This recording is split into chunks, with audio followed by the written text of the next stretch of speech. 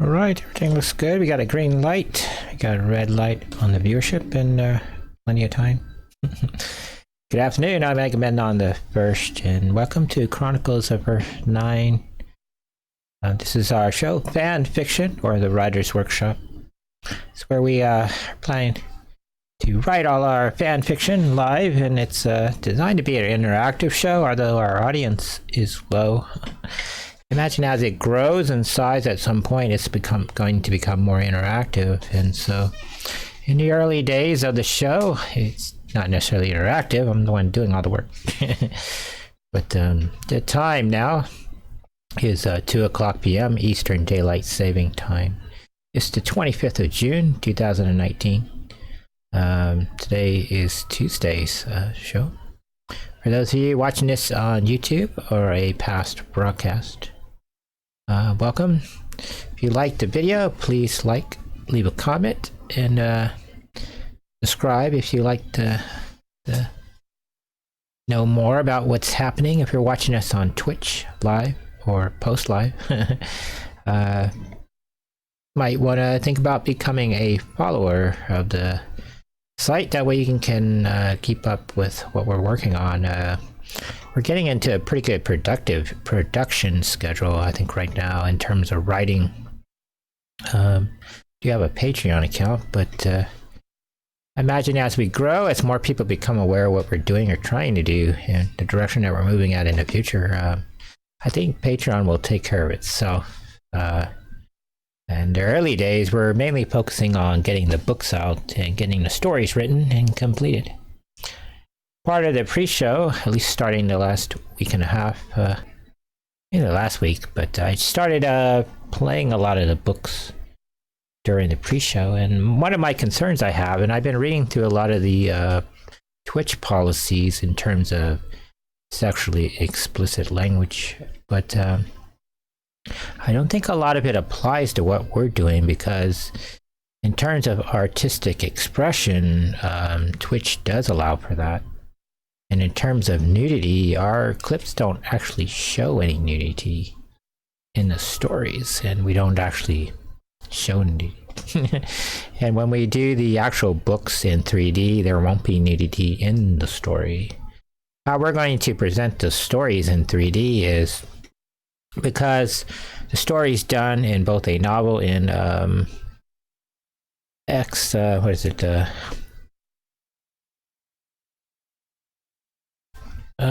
didn't escape me anyway, but the way epistolary style, that's it. The way that the story is just told, we're going to be showing each plate from the viewpoint of the person telling the story. So if the person is writing that section of journal, they're looking outward from their own eyes. So even though they'll be nude in the scene, you won't actually see that character in the story. In the actual play, you'll see the other person in the story, the person you're interacting with. So in that sense, we're going to the nudity will be there, but you won't actually see it. We're going to have fun with the video parts of the story, and I think that's sort of a homage to old films. If you watch a lot of 1960 movies, even though they had nudity in the show, or brief nudity, they sort of silhouetted it out, or you saw it from the back of the person, or you see like a section of the person, and though the actor or actress would be nude in the story, you didn't see the entire person. You saw them from different angles. And Rocky Horror Picture Show kind of does that, where you have Janice Weiss and Dr. Frankenfurter in the bed. They're silhouetted out, which is kind of fun. And that goes back to live theater, as I understand it. And when they used to do live theater and they simulated people having sex in the theater, you wouldn't have the actors actually having sex in the theater, because they're putting on multiple shows a day. That could be kind of exhausting for an actor. You have to do like 2 shows a day, 5 days a week. So, that's can be trying on a guy. Or a woman, for that matter. So they would simulate it, and I think we can have fun with that. As far as the 3D models, I don't think it would be necessary to have them as nude models in the story because it's sort of written in a novel and the person seeing it. And I think in terms of description, part of the idea of a book of that type of nature is you're supposed to inspire imagination, and then the person only needs to see the visual cue or hear the visual cue, the audio cues enough to get their imagination stimulated, and then their imagination takes over, and then that is sort of, I think, what we're striving for, what they call the catharsis of the story. The part where the audience connects with the emotion of the story and they have a catharsis moment. And then that's sort of what we're leading to. And this week I've been trying some experiments with at least with Cathaxis. Cathaxis was the first story where we had written the sexual intercourse, for that matter, in more of a lyrical way and less of an anatomical way. So when you're writing in terms of a lyrical method, it's not necessary to use sort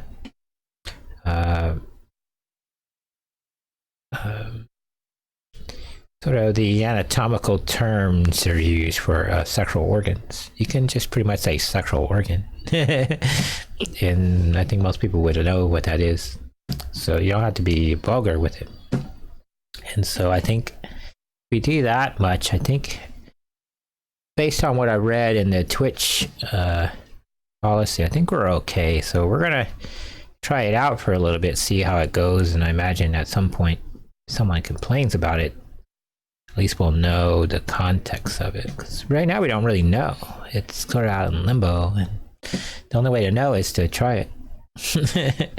And I think if we're trying to be, if you look at their policy, I think they say they try to understand the intent of what you're trying to do, and we're clearly demonstrating our intent because we say it in our, not necessarily the book itself, but the ancillary material provided, which is what we're trying to do. And so I think they would be more, I don't necessarily mean lenient, but I think they would be more prone to try to work with us in the future if it becomes a problem, or they think it is a problem, or they're not sure what to do or how to negotiate such a policy. I think if we're trying to meet them halfway on that policy, I think it's better than trying to just screw them. Screw those people, we don't care about them. It's not what we're trying to do. We're trying to be responsible, but at the same time, we're trying to be artistic. At the same time, it's a superhero story, and it's told in a burlesque parody. And in a burlesque parody, the parody side of it, we don't use a lot of violence in the story, and the violence is toned down. Likewise, where you would, in modern drama, where they would have a romance in that, or sexual violence in that, or violent, non-sexual violence, that's usually what they have. It's the only real devices they have. But we sort of flipped that around, and we used the sexual stuff more than the non-sexual stuff. But because it's a burlesque parody, there sort of has to be in there. And so but at the same time, we're not trying to be too serious about it, because it's supposed to entertain. It's supposed to be entertaining to people, but not too realistic. I feel from a writer point of view, and even a director or executive producer point of view, that at least in the stuff that we're writing, we don't want to be too realistic or too vague in things. I think you got to have enough that people can grab on. It makes sense, but if you go too far, it I think ruins the story. And I feel that way if you look at a lot of the Christopher Nolan material and the stuff that they use for the cinematic story, and not necessarily the comic book version of the stories. I think they went too far in terms of violence and darkness. I think they went too realistic. And I think it sort of like when I see the first Batman movie, I thought was really good, but I feel at the end of the story it kind of loses momentum, I feel. And then the second movie was really good, but I felt that, again, where you got to the ending, I don't think the ending was significant. And the third movie sort of ends the same way. I feel that at no point in any of the three movies did Batman do anything that was really heroic, in the sense that someone else in the film could have did that. You know, he was. It didn't feel like he was the only, like, he was the guy that could do it, the only guy that could do it. Which, when you watch a lot of other Batman versions of Batman, it's clearly he's the guy that can do it. And I don't think in any of the, at least the cinematic versions of the Christopher Nolan, Scott Snyder versions, interpretations, I guess would be the right word. I don't think they did that.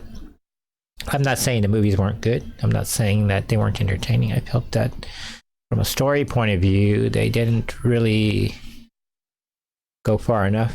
And I think from a sort of violent point of view, which is the point of my topic here, is I think they went too far. I think they spent too much trying to be realistic on the violent parts of the movie, and to see how real we can get it. And then it sort of loses somewhere in the story. You lost the character. You know, you lose the character. So who are we really talking about? Bruce Wayne, Batman? What are we talking about? You know, why do we care about this guy? And I think is lost somewhere in the story. It's like with Selina Kyle in the story, she sort of comes along in the third movie. It's been 3 movies building up this other woman who dies tragically in the second movie. And then she's sort of torn between 2 people, and the guy she chooses, he becomes a criminal. So she died heroically. But Bruce Wayne in the story and Harvey Dent in the story didn't really do anything heroic in the story, I don't think. And then I don't think it delivered in that sense. I think it wasn't enough in the story for the character to rise above and sort of, why do we like Bruce Wayne in a story? Who is this guy? I don't think the film delivered on that. But that's a good example of, in our story, we use a lot of sex to tell the story, and it's necessary, I feel, in our story, because the nature of what the Amazons do, there are angels in the story, and there are neutral characters in the story, and they see a lot of the darker side of humanity. And I would like to, I feel, from a psychology, or I'm going to say scientific sort of viewpoint, that we can demonstrate the darker side of humanity or human beings away from violence, in terms of gun violence and physical violence. And I think not to desensitize people to it. I think you can have those elements in the story, and they're necessary, because in a lot of aspects of the story we're dealing with, at least in the 1940s stories, we're dealing with criminals. And then we're dealing with foreign powers, being Nazis. You have to put in context that the Nazis aren't villains in the story. They're another government. And that government is at war with the United States. And though an American would see the Nazis as the enemy, we as the writer can't see them as the villain in the story. We have to see them as neutral, and they sort of have to be presented in that way. And I think that the angels in the story allow us to do that. It's the device by which we get to analyze everybody sort of from a neutral point of view. And then the characters that are the actual American, Steve Trevor, in this case, Alan Scott. Steve Trevor, we see the federal government sort of point of view of it, the actual officer who's tasked by the federal government to investigate these incidents. Then you get to see the private citizen side of that, which is the private investigator, which is Alan Scott. And then you also get to see it from local law enforcement, the state and county government perspective. And I guess I'm trying to drag on or babble.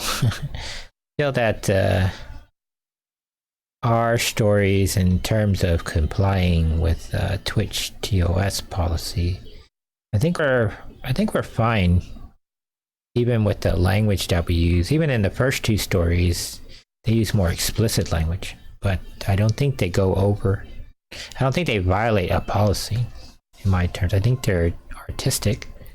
They're clearly under artistic, and I think it's necessary in the story that the heroes get to be heroes and the villains get to be villains. And I think that creating the catharsis moment, people coming together as friends, I think that's important too, because it balances the story.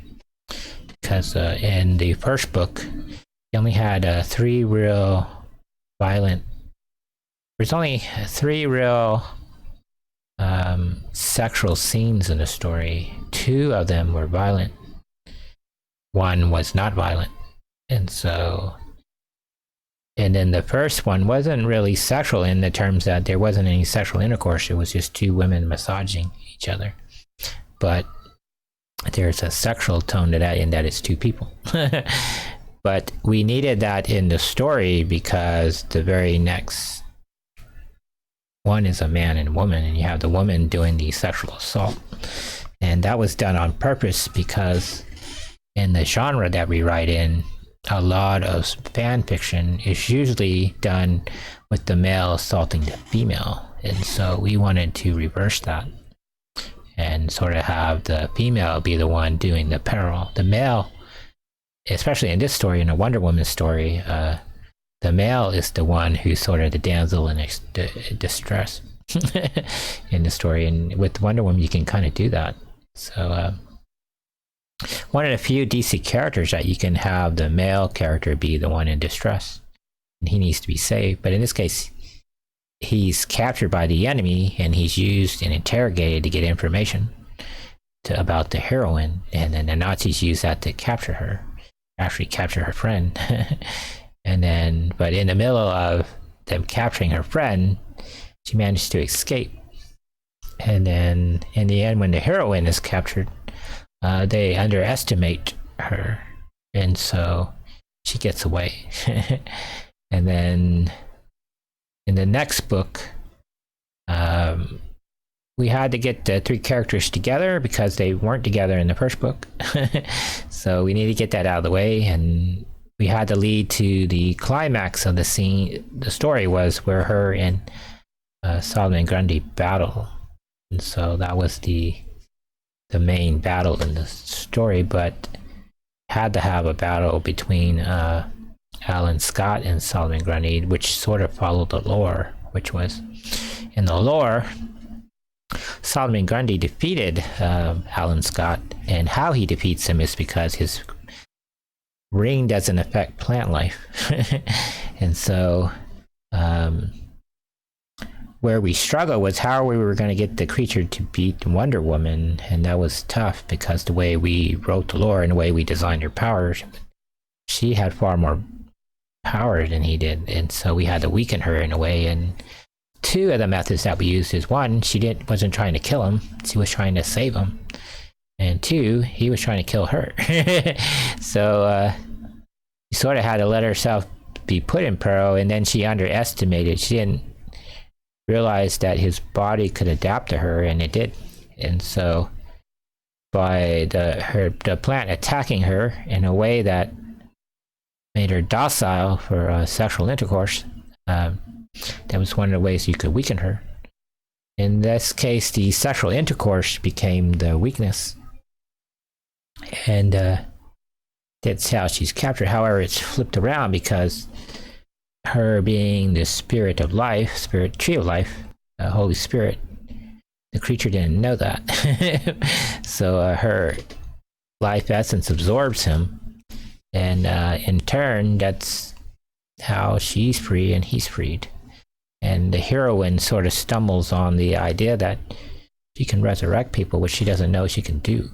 So she learns a little bit about herself, but then that creates a whole new set of problems for her in two different ways. It creates a lot of psychological problems for her, but it creates a lot of ethical issues for her. At every step of the turn in the story, we're trying to...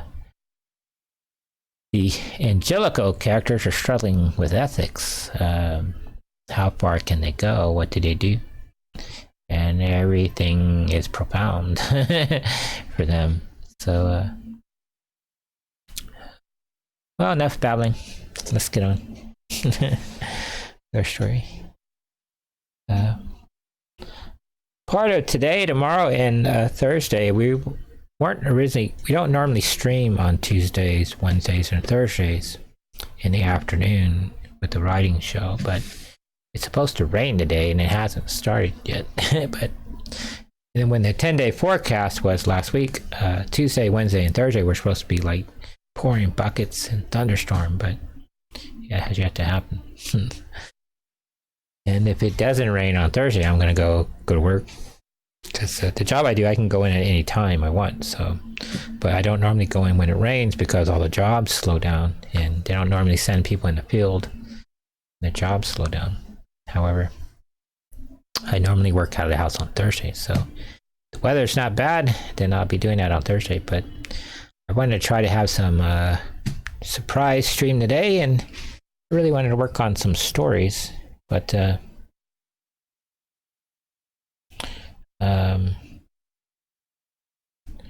and I was listening to the story, and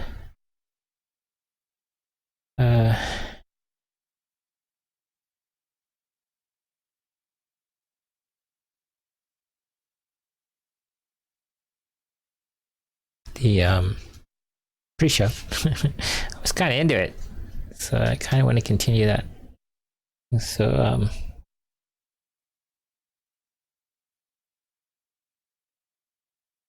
I did want to work on this other story, so let's bring up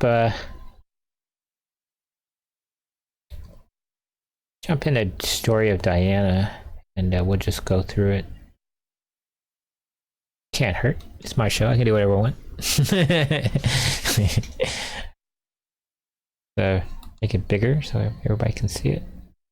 1 p.m. April 21st, 2019, Chapter 1, April 9th, 1950, Diana's Journal. I would like to think of today as an interesting day. What should have been an uneventful day for me had turned out to be horrible. As I am sitting down to record this entry, my anxieties are high. It has only been a week since I had defeated the Titan Darkseid on the planet Apocalypse. In another universe, with the help of Roxy, the symbiote entity that joined with me to help defeat Darkseid, we freed all the Titans of that universe from their orbs that had imprisoned them for eons. After doing so, we used the Celestial Gate to transport back to my home on Earth. This next part is difficult for me to explain but necessary for this record. There are many parts to the narrative and must be told in a serial way. If required, I will make edits as my understanding of the phenomenon or the experience becomes further understood by me. Apocalypse side. I have decided to name the planet that served as the capital planet for the Dark Universe to be Planet Apocalypse. From what information I could learn from the 30 days I had been on the... I'm going to let this play out. I want to refill my drink, but I'm going to let this play out. I'm going to keep the camera on because I don't want to go to the screen, but I'll be right back. Planet in that universe. It had been a future timeline when compared to the Earth of 1943. To prevent confusion, I will title my universe as the 9th universe. Why I chose 9 to be the title is because historically 9 is the number of magic, 9 is a sacred number, 9 is the number of completion and fulfillment, 9 is the symbol of wisdom and good leadership, and 9 is the number of heaven. Last, 9 is the Hebrew symbol of truth. After Roxy and I had freed the old Titans and restored balance to the Dark Universe and retrieved my daughter that Darkseid had stolen from my womb during our initial battle when he soundly defeated me, I used my healing powers to replace the embryo back into my womb. Goddess Athena, Dark Universe, helped me to perform the necessary rituals to restore my daughter's life to ensure the baby would not die. Together, we had stepped through the gate hoping to step through to the moment where I left Earth 9. The Creator had other plans for me. Earth 9 sighed. I should probably state that at this moment, my psychological state had been manic. My body is still sore from the beating I had undergone by Darkseid, and the second battle had been tough even though I had been the victor. Roxy's mental state had been filled with anxiety after spending eons down in that abyss. When we had materialized onto the earth, it had been nighttime. We materialized right in the middle of Athens, Georgia in the United States in the year 1955 CE. How I had been able to determine this will be explained later in this narrative. At the moment we had materialized, I had not known this fact, and we appeared in the middle of a violent mob. At first, I did not know what the violent mob had been about. From my viewpoint, people were scattered about a small section of a small family farm. There had been large banners about the main stage that said, "End segregation now," and "Meta-humans rights now." There had been some gunfire all over the field. Many of the citizens were ducking for cover to avoid being hit by stray bullets. "Diana, what is this?" Roxy asked. "I do not know. But we need to help these people and help the police to secure the area. Transform into symbiote form until we know more." As before, we merged into one being. When I left the Earth 30 days ago, I had left all my armor and weapons behind in the Nazis' bunker. I hope that someone had been able to secure it. Edit. I feel that it is important that when I recorded this entry the night after the farm incident that my sense of time had been based on leaving the Earth 30 days ago. To avoid confusion to the reader, I kept that mindset for my journal record. I focused on remaining calm and decided to go with my instincts and make a scan of the area with my truth vision. While I had made the scan, I had transported myself to a pocket dimension to suspend time and make a detail scan. As this had been the first time Roxy had experienced this aspect of my powers, let's just say, it freaked her out. "Diana, what is going on?" "I am making a scan of the area with my truth vision to learn what is going on before we start smacking the wrong people in the head." I started to make a scan when Goddess Athena appeared before me. I bowed before my goddess. "Athenata,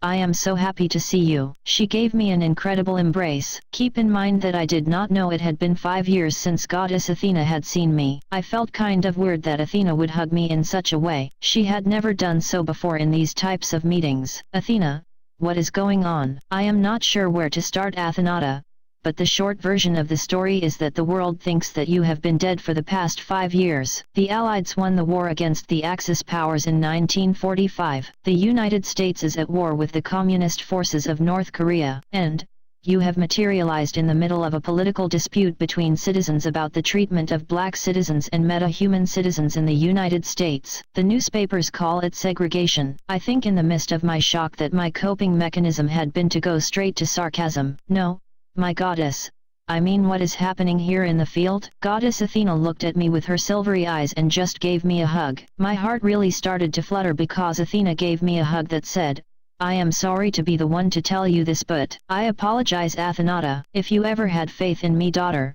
then it will truly be tested this day." What started out as a peaceful demonstration for a change to current law in Georgia has turned into a violent mob. I want you to help the law enforcement agents secure the environment and do it without hurting anyone. I bowed at her command. "Yes, my goddesses, will be done. We will talk later, Athenata. I promise. There is much you need to learn this day. Oh, one more thing, Athenata." Before I knew what was happening, Athena took my arms up into hers and returned my old bracers back onto my arms. "Thank you, Mother." Goddess Athena turned and vanished out of the pocket dimension. Edit. I have decided to add this entry now in the record. When I left Earth 9, it had been the April 11th, 1945. 5 years. Edit. Entry made December 26th, 1955. I make this update at this point in the record to establish that unknown to me, the Immortal Council of Elders had asked to withhold certain information from me to prevent an anomaly from happening in the timeline. 1:06 p.m. April 25, 2019. Diary of Dottie West. Dated April 9, 1950. Edit. Dottie West. After further thinking and talking it over with Athenata, Diana, I felt that I needed to do my part to help record the events that transpired on our farm on April 9, 1950. I had made some entries into my diary on the day of the event. After reading some of the entries that Athenata had made in her journal, I wanted to try at recording my perspective too. My entry here had been made several weeks later after the original event. I will try to remember it as best that I can. Today was an incredible day here at the farm. It started out as a quiet day in the morning, and it had been quiet in the afternoon, but in the evening it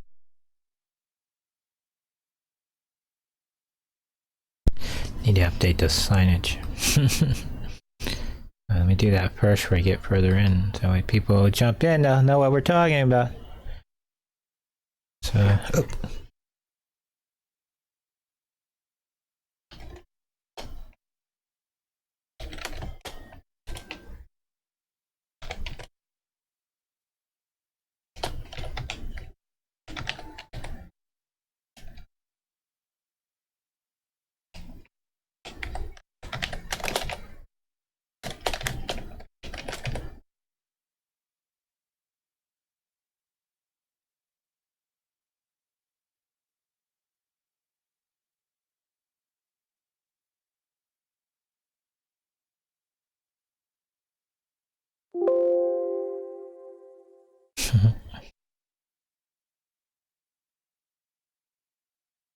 is when all hell broke loose. Well, today had been the big day for the rally. Rick Sanders, the person who organized the event, asked Daddy if he could host the event at the farm, as our farm has a big open area just west of the main apartment buildings and boutique. It is perfect for constructing a temporary platform for hosting bands and podiums for public speakers. The event was for the purpose of helping to bring awareness to public officials that want to propose a change to the laws about segregation in Athens, Georgia and the greater Clark County. Well, you just know that this was not a popular topic by many people here. Since I was a young girl, which had been through most of the Depression in the 1930s and teenager in the 1940s, this debate has been going on for a mighty long time. I do not know this for a fact, but I believe that there are just as many color folks that live in Athens than there are white folks. And being a college town and all, many folks were thinking that now was the time for a change. Rick had talked my daddy Gus into letting them stage the rally at the farm because they could not get a permit to have it in town because the town officials felt it would be too sensitive of a topic and could not guarantee the safety of the citizens. My daddy and Rick have known each other for a long time. Rick had worked at our farm over the years to help make money to go to law school. Daddy, a Republican, had been sensitive to Rick's problem and felt that he had the right to assemble and all that stuff as anyone else did and was not going to let a detail of permit prevent a friend from speaking his mind. One thing you can count on by folks from Athens,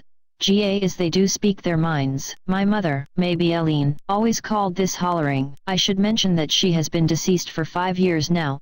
God bless her soul. I always like to mention her whenever I can, and she is the one who helped Daddy run the farm until she died. I miss her. She is the one who taught me the value of writing your thoughts down on paper. She called it, "Get them demons out of your head." You will have to mind my grammar as I have never really been fancy with the words, but I do think I am good at recording my meaning. That is probably something I should change as I have dreams of being a singer in Nashville, but that is a topic for another time. Anyway, Rick talked us into hosting the rally. I thought the idea had been perfect because I could perform with my band. The band is nothing fancy, just me and a couple of guys in a bluegrass county band playing a few tunes for the folks here. There had been a lot of bands there that day. A couple of vendors had set up tents, and some of the local church folks set up stands to sell freshly baked pies for the audience. The big hit at the party had been the cupcakes that Ann Johnson had made. She runs the local bakery near the farm, and of course, cheap beer won the day, and some local stuff the people make on their own farms. Daddy prefers the local homemade spirits to the store-made stuff. For the most part,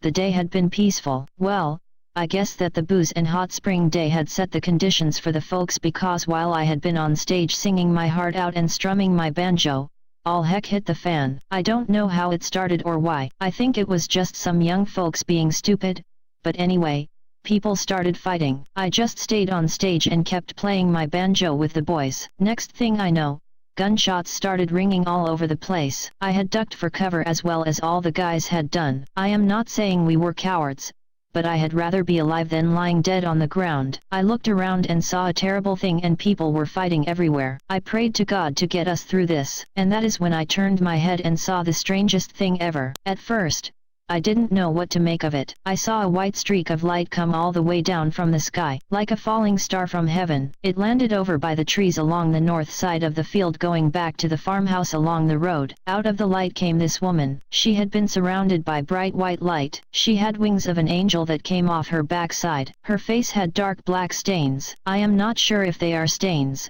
but I cannot think of the proper term for them. Anyway, her face and body had been covered with black stains or paint that pretty much covered her fancy woman parts, as some folks say. Strangely, she had looked beautiful to me. She had walked out of the light and had seemed confused for a bit. She had looked around the field to get a sense of what had been going on. Her eyes had turned bright blue as she looked around. She paused for a moment as if she had been talking to someone. Then she waved her arms to the sides and lifted off the ground like an angel. Her eyes turned a shade of red. She looked like she meant business. She flew around the field with grace and beauty with her white wings all about. Her manner had been deliberate. Her means had been swift, and her method had been kind. Not sure how to describe it all, but I will try. She lifted her hands and white flames, or smoke, came flying out from around her body. The fancy fire melted all the guns that were all around the field. It had been amazing to watch because she had not aimed at any one specific person. It had looked like she had concentrated in her mind and then had extended her arms out from her torso, and then a blue energy wave or ball had come from her body. As the wave flew out like a wave in the river water does when you toss a rock into the water,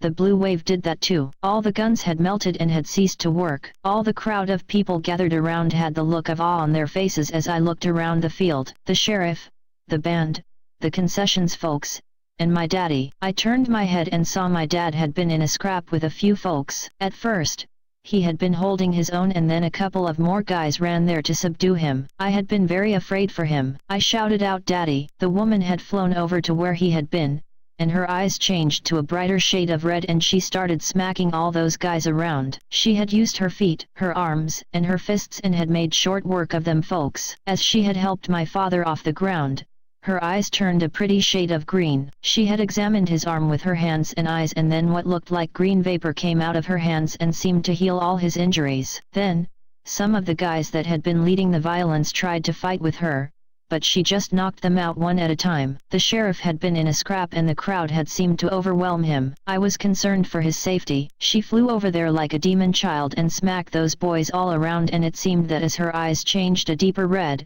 some of them boys got really scared of her. I found myself kind of cheering for her. The sheriff had thanked her for helping him get off the ground. She smiled and looked around for people to help out. Then, she helped some folks off the ground and had made sure they could get to safety. She had cleared the way for the county law enforcement people so that they could get onto the property and secure the area. It had taken some time for the police to get the crowd under control. I would say about an hour or so. Surprisingly, no one had been hurt. The local folks assumed her to be one of them meta-human folks that you read about in the newspapers, but I think she had been something else. My daddy had been the first person to approach her. She had seemed to change her attire from last demon from hell look to more princess from the beach style. Both looks were hot. She was wearing what looked like battle armor that barely covered her breast and hip areas. She turned a lot of heads of the guys trying to make it to their cars to go home for the night. Rick had continued to see to it that people made it home safely from the event. He told Gus that he would take care of it and that we should go on down to the house to rest for the night. The police had us make out some reports, which did take some time. The woman had answered some of the police questions and seemed to be very kind in her demeanor. I had decided to go up and talk to her myself. I felt my heart sink in my chest as I reached my hand out and said,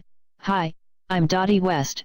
Welcome to Athens, Georgia." After I realized what I just did, I kind of felt stupid. She smiled and held her hand out. "Hello, I am Diana Prince. Thank you for your kindness, Dottie." Her voice had been so soft and calm. A voice of an angel is what I felt. She stood about 5 feet 9 inches and had rich black hair. She had the prettiest blue eyes I had ever seen. They were mesmerizing. The more she spoke to me, the calmer I had felt. Also, she had been the fittest woman that I had ever met in my life. She had been muscular as if she had spent her whole life working out at the gym. She was not over-muscular, but she looked like those Viking women you see in the movies. Not to make myself seem evil or bad, I felt kind of jealous. "You do not have to feel jealous, Dottie," she said. "Wow, you read my mind, Diana." She smiled and laughed. My father had walked to us and smiled. "Thank you, miss," he asked. "My name is Diana Prince, or at least, I used to be, she said in a real kind voice. Daddy seemed confused by her answer. Do you not know who you are now? He asked jokingly. She smiled. This is going to sound strange to you and I do not really have an explanation,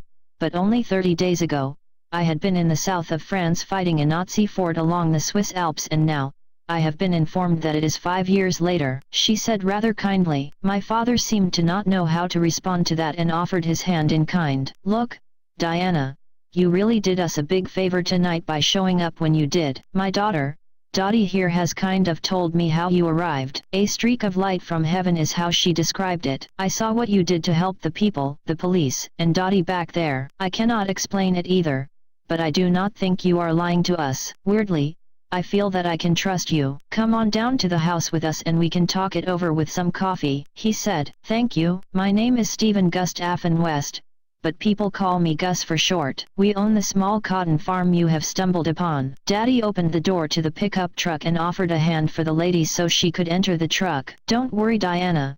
Strange women falling out of the sky in their bathing suits at a country rally on a hot spring night and then smacking a few boys' heads is sadly not the weirdest thing that has ever happened to us in Athens.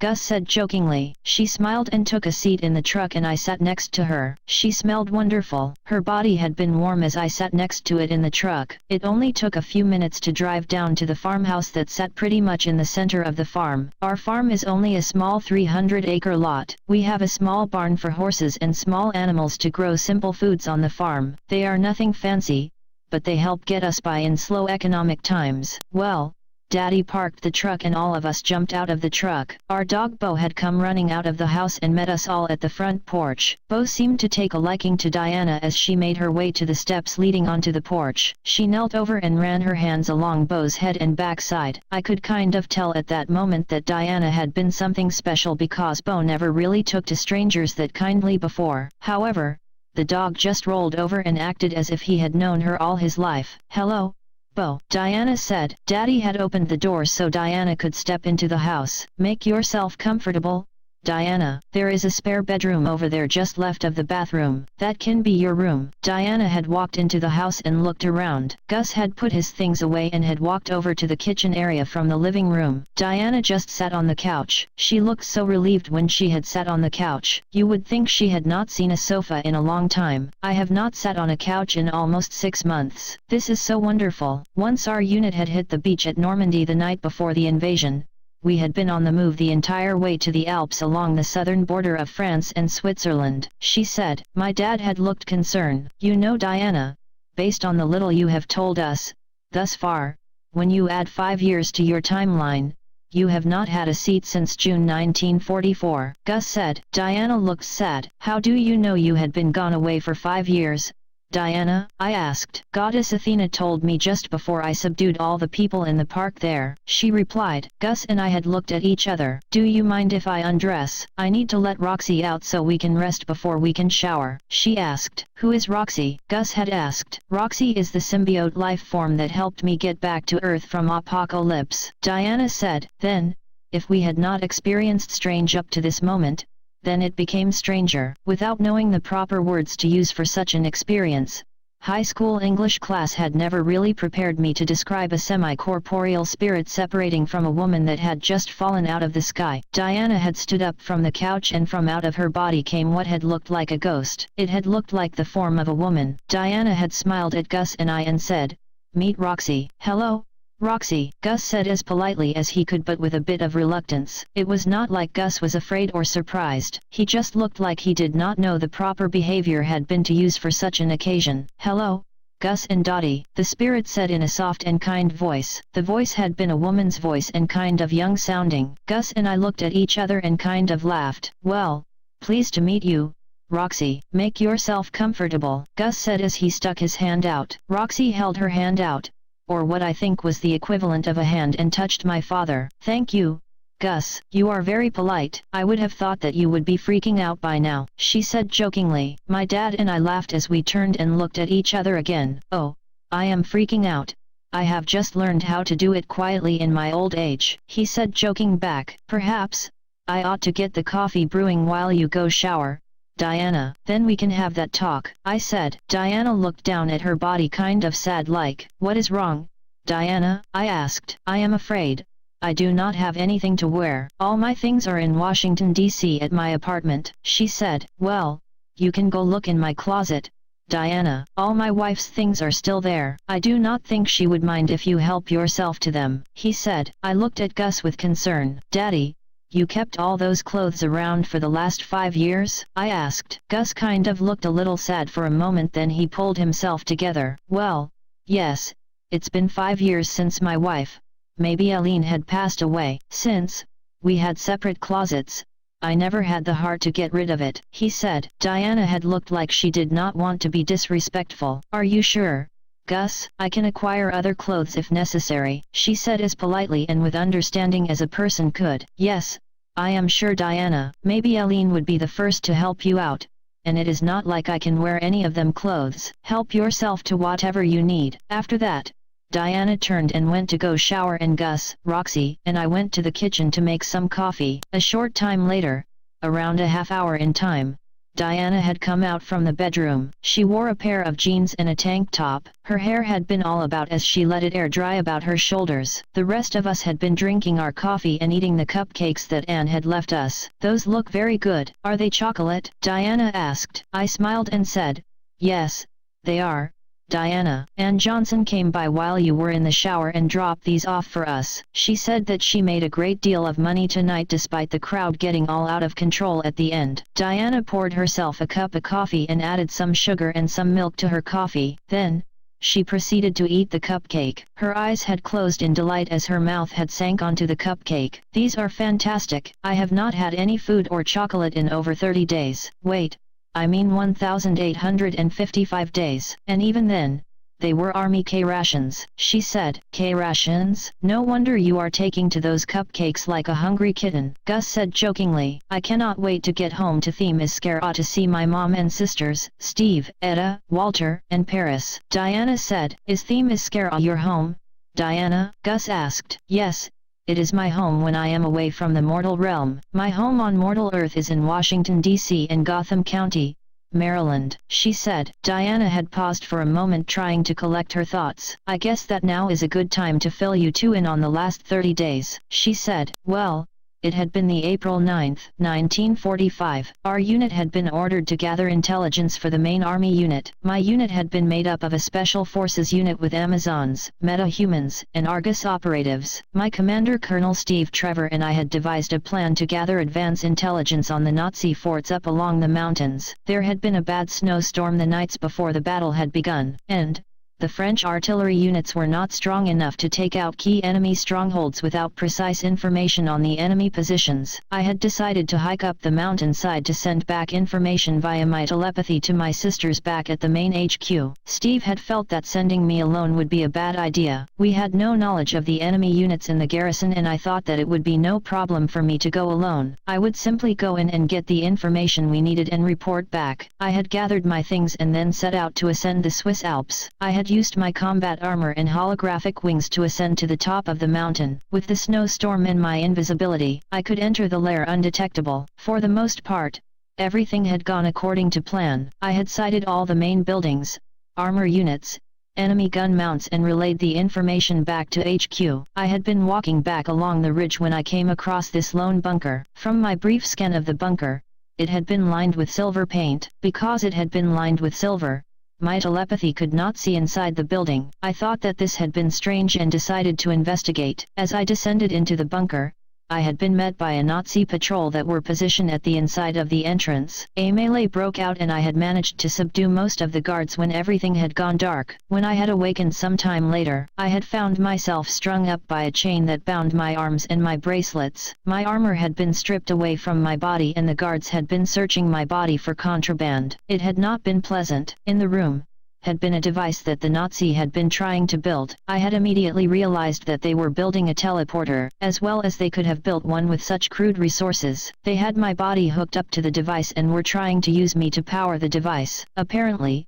From what I had gathered in our short exchange of dialogue, the SS had a secret bunker there in the Alps and were attempting to construct a teleport gate to use against the Allies, but they had not expected the Allied forces to advance so fast onto the continent and that they were not able to complete their tests. The SS commander decided to use the teleporter as a bomb to wipe out the Allied forces ascending the mountain. What he had not realized had been that a unit like that when exploded would create a black hole singularity in that small space and destroy the Earth. I had to act fast, as I had broken out of my chains and subdue the Nazi scientists. I had managed to free the other meta-humans being used to power the device. As they all made their way out of the chamber, I had thrown my body in front of the device to absorb the energy wave and redirect it into an implosion. The next thing that I had known, I had awakened on Apocalypse with nothing but my birthday suit and had come to realize that I had been pregnant. Wait, go back. You were pregnant? I had asked. She had continued with her narrative. Yes, the night before I had ascended the mountain, Steve Trevor and I had a meeting at a nearby chateau. You must understand that Steve and I had been lovers for years and he had been almost killed a few months before. When I nursed him back to care, he had told me that he had wanted to settle down after the war and have a family and to extend his family line. As he had been an only child, I felt that giving him a child would be a good gift, so I ended up on Apocalypse. At first, I had not known that it had been Apocalypse, nor that I had been transported to another universe. As I looked around, I slowly realized that I had not been on Earth anymore. Diana had continued with her log narrative about Apocalypse, Darkseid, Roxy, and how she lost her baby. She described in detail how she had been thrown into the abyss after being beaten up and raped by Darkseid. She told us about how she and Roxy had formed together and freed all the other Titans from their prisons. She had told us about how Darkseid had been defeated. Finally, she had told us about how the two had stepped into the Celestial Gate and ended up here in Athens, GA. I had found myself in complete awe and amazement after the long story that Diana, I mean Wonder Woman, had told to Gus and I. I had read stories about her during the war, but I had never dreamed that God would send her to our farm in Athens, GA. Daddy had gone to pull out some old newspapers from the war. There in the long headline of the Metropolis Daily Planet had read, Wonder Woman dead. In a smaller print had been the news about President Roosevelt's death on the same date, April 11, 1945. Diana had sat there and read the newspaper in silence. Who is Harry Truman? She asked. Gus had to laugh at the way she had said that. Oh, I guess you missed that part. Yes, our good President Truman. An idiot Democrat had to step in there when FDR passed away. He had been there to end the war when we had dropped 2 atomic bombs on Japan in August of '45 to end the war. Now, the fool has us bogged down in Korea, Gus said in a sad voice. Gus handed Diana another newspaper that talked about the atomic bombs that we had dropped on Japan to end the war. Diana read the 2 newspaper with a sad look in her eyes. I guess that I missed quite a bit since April 1945, she said. My mind had drifted away from all the talk of war and Diana's narrative when my mind had snapped back to the pregnancy. I guess that it is the woman in me that got my mind stuck on the pregnancy part. For some unknown reason, my mind had been fixated on this bit of news. Diana, you're pregnant? I asked. She smiled and rubbed her belly area. Yes, I am going to have Steve Trevor's baby girl. I know it has been 5 years, but I do not think he will be too shocked that he has a baby girl on the way, she said. So, if you conceived the child in April of 1945, then after 30 days, you are 4 weeks pregnant, Gus said. Yes, Diana said in a happy voice. Gus sat down in the chair besides Diana. He had the look about him that he was going to deliver some bad news to Diana. I am familiar with the look because it is the same face he had always had before he was about to tell me something bad. Diana, this Steve Trevor seems like a really nice man. However, it has been a long 5 years since you have been gone. You need to brace yourself with the reality that your friends might have moved on with their lives in that time, he said. Diana had thought to herself with great concern. Daddy had handed her another newspaper. The headline said April 11, 1948. After the U.S. Defense Department has conducted an extensive investigation and has concluded that Wonder Woman, Diana Prince, Commander USN and United States Marshal, is to be laid to rest in a national memorial at the Argus National Headquarters located in Gotham County, Maryland. A memorial sponsored by a donation from Wayne Enterprises International and theme is Scara Enterprises will conduct the official funeral. Diana started to look sad. I think that the reality of just how long 5 years gone by had been started to set in for her. Well, once everyone sees that I am alive, I am sure that everything will work out for the best, she said while eating a chocolate cupcake. I had got up from my chair and decided to get some chocolate quick from the pantry in the kitchen. I took some out and made a glass of chocolate milk. Is that chocolate milk? Diana asked. Yes. Why? I asked. I did not know they made that. She laughed. Yes. It is a new product made by some company named Nestlé. You add the chocolate powder to the milk, and it makes a nice drink. I said, can I have some? She had asked politely. Sure, I replied. I made her a glass and had handed it to her. This event had me kind of curious because after she had drunk the chocolate milk, her eyes had glossed over like they do when one drinks hard liquor. This had the strange effect of relaxing her. Thank you. You have no idea how good that felt, she said. Note: I had not known until a few days later that chocolate had the same effect on Diana as alcohol had on mortal people. Based on what I know now, I am surprised she did not drink the entire carton.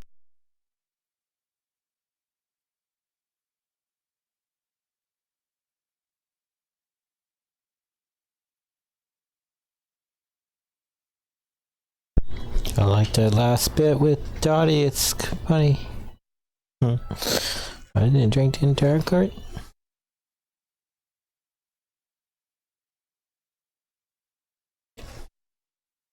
Oh, our heroine is just about to find out.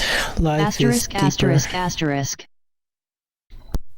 12:06 p.m. April 22, 2019. Diana's Journal, April 9, 1950. If today had not been eventful enough, then the final meeting I had tonight would be the sweet desserts. I am not even sure if eventful is the proper term. However, that is the only term that comes to my tired mind. True, I do have excellent memory ability, but even us immortals get tired and find our minds drifting away. I must confess here that the past 6 months of my life has been one problem after the other. I feel that I need a break to clear my head and to rest. As I sit here writing in my journal about today's events, my imagination is flowing with dreams about what Steve and Etta are doing after 5 years. They are happy thoughts. They are kind thoughts. Edit: when I had written this part, my mind started telling me to just astral project out to their locations and see what they are doing. This is when he showed up.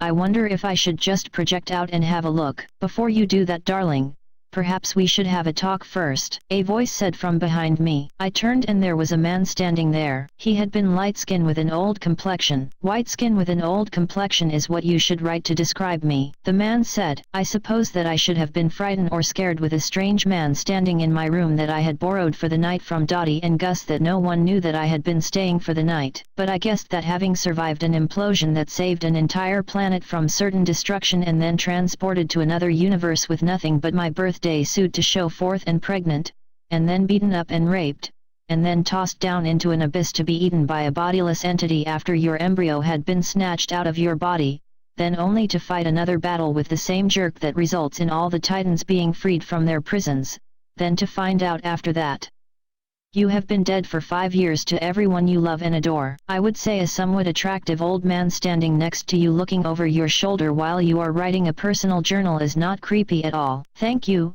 Athenata, for the mention, he said. You're welcome, I replied in kind. He lit up a cigar while I had been writing. Please, make yourself comfortable, mister, I asked. He smiled. Oh, I am, but you may know me better as God, he said. Weirdly, I did not disbelieve him. Well, if you didn't, then true faith has certainly took a bad turn today, and besides, if I had been lying then your truth vision would have told you that, he said while smoking. Are those Cuban cigars? I asked. Yes. You want one? He asked. Sure.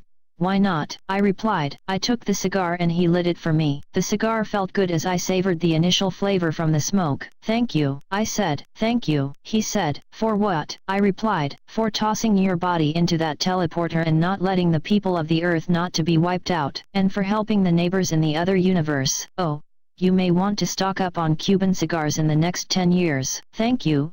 I will make sure to do that. I said, chuckling. You don't have to thank me. That's my job, I said. True, but it is the decent thing to do, he said. As sincere and wonderful as this conversation had been proceeding up to this moment, I was not sure what to do. It is okay, Athenata, to be uncertain, he said. Is there something that I can do for you? I asked. He put his hand on my shoulder. There you go, Athenata. Always the loyal servant. You never ask for more than you can labor for yourself. You take responsibility for your behaviors, and you have never asked me for anything in return before. Strangely, you are more faithful to me than many who have sworn faithfulness to me. And you're a pagan, he said as he thought for a moment. He looked around the room. I suppose that I get that from my mothers, I said. He looked me over as if he wanted to tell me something important, but he could not really find the words. Then the thought came to my head. You're my father, I said out loud. He smiled. Yes, Athenata, I am your father, he said in a deep voice. I felt a calm feeling rush up and down my body. I suppose that I should have had anxiety or perhaps had been surprised, but I feel that I had always known that had been my father. I do not know how I know, but somehow I have always heard you talking to me over the years in my dreams. I suppose that is why your voice sounded familiar to me earlier. Father, thank you for listening to me, he said. He paused for a moment. I know that life has not been easy for you, Athenata, although you do have amazing abilities and eternal life. You suffer quietly away from the views of other people. Even now, you are in a great deal of pain. He stood up and walked behind my chair and placed his hands on my shoulders and ran them down to my back. As his hands moved across my back, the warm sensation removed my aching back. Your scars run deep, my daughter, and I wish that you did not have to suffer so. I can remove the injuries, but I cannot remove the scars, he said. I know, all of us have to carry the burdens of our scars, I said. He remained quiet for a moment while lost in thought. Did you come here to tell me that I have a sore back? I asked sarcastically. He smiled. I'm sorry, Dad, I know you are here for a really important matter. I gave him a hug. At this moment, our conversation took a turn for a more serious topic. Athenata, he said while continuing to massage my back, there is a great sorrow coming ahead for the people of the earth. The next 100 years will be difficult for everyone. Your burdens are only just beginning. As the days go on, many will lose faith in me, in you, and other entities of hope. He looked so sad that I wanted to cry. I could feel the pressure around my eyes as the tears had begun to flow. He looked me in the eyes as he knelt before me and held my hands. There will be dark times for you, my daughter. Your heart will be tested, and your faith will be tested. I know that you will be strong enough to survive this. You always have and you always will, he said. What is it that you want me to do, Father? I asked. I can only tell you to trust your instincts, he said. His answer left me more in wonder than in confusion. I get it.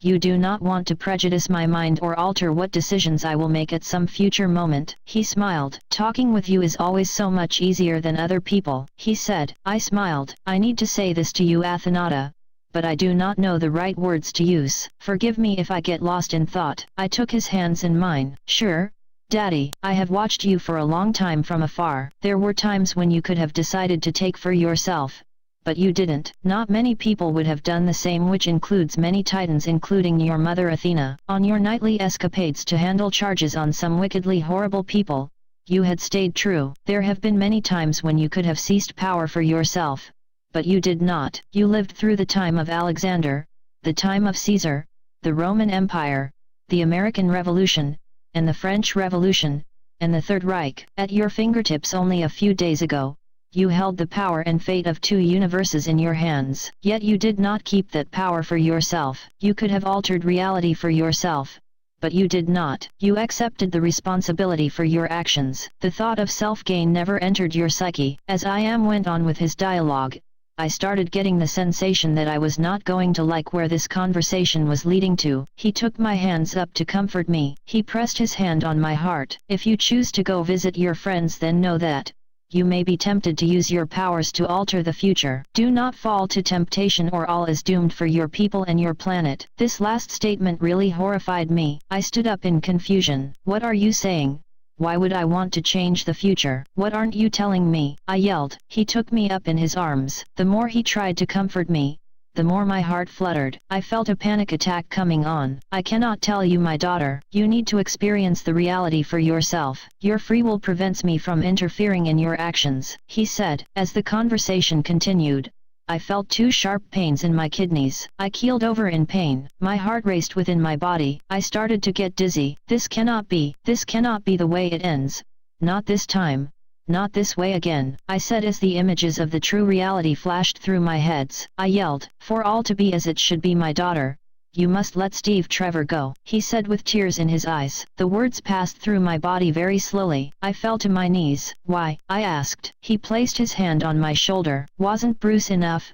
wasn't Aegeus, enough, wasn't Basil, enough, wasn't Adrian, enough, wasn't Aileen, enough, wasn't Faith, enough, wasn't Fallon, enough, wasn't Gamila, enough, wasn't Angelina, enough, wasn't Veronica, enough, wasn't Alessandro, enough, wasn't Francis, enough, wasn't Jean enough. Before I knew what I was doing, I hit my hand against his chest. I did not punch him or attempt to hurt him. My actions were more out of pleading for this not to be true. He did not stop me. He let me express my deep hidden anger that had been stirring in my soul for 2800 years. I suppose you are going to tell me that I will have to sacrifice my daughter too? I looked at him with tears in my eyes, and his long silent stare told me everything that I needed to know. It was true.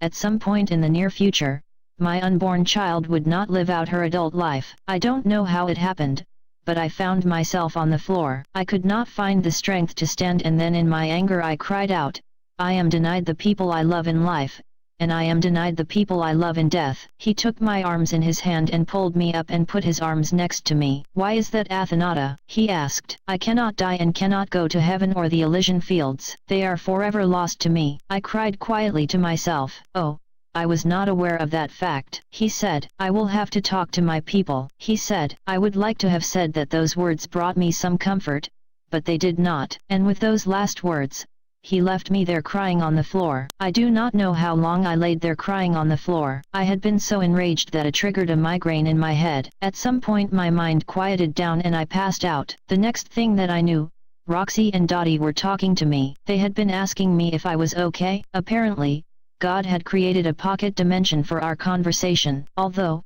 Roxy had inhabited my body as a symbiote, she had not been invited to the meeting. I took some time to tell her and Dottie everything.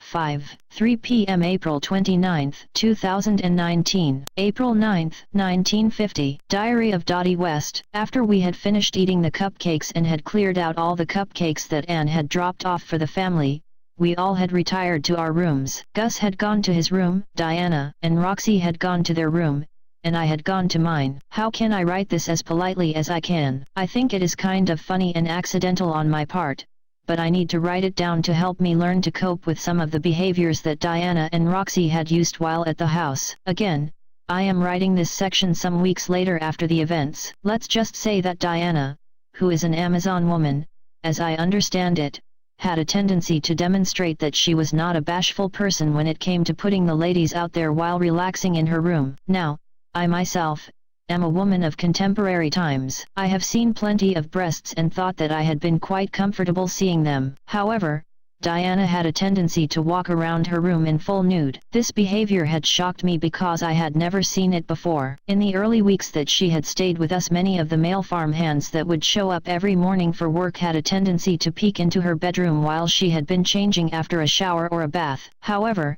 enough of the fun stuff. After I had returned to my room, shortly after midnight, I had thought I heard Diana crying in her room. She sounded like she had been in a tremendous amount of pain. I had walked into her room and found her laying on the floor curled up like a child. She had been completely nude lying down on the floor. As I had looked around the room, I saw where she had been writing at the desk and left several pages of detailed notes about her day to day. Between the desk and the foot of the bed, she had laid there on the floor crying. I went to her immediately. Roxy had been floating about the room trying to wake Diana up but had been unsuccessful. Strangely, Diana smelled like she had been smoking cigars. I looked around the room and did not see any cigars or ashtrays. Diana, Diana, I called out. Diana, are you okay? Asked Roxy. Diana had rolled over onto her back and opened her eyes. She had looked like the whole world had crashed onto her. Next, she had sat up once she realized the two of us had been calling her name. She looked around the room as she sat up. Then,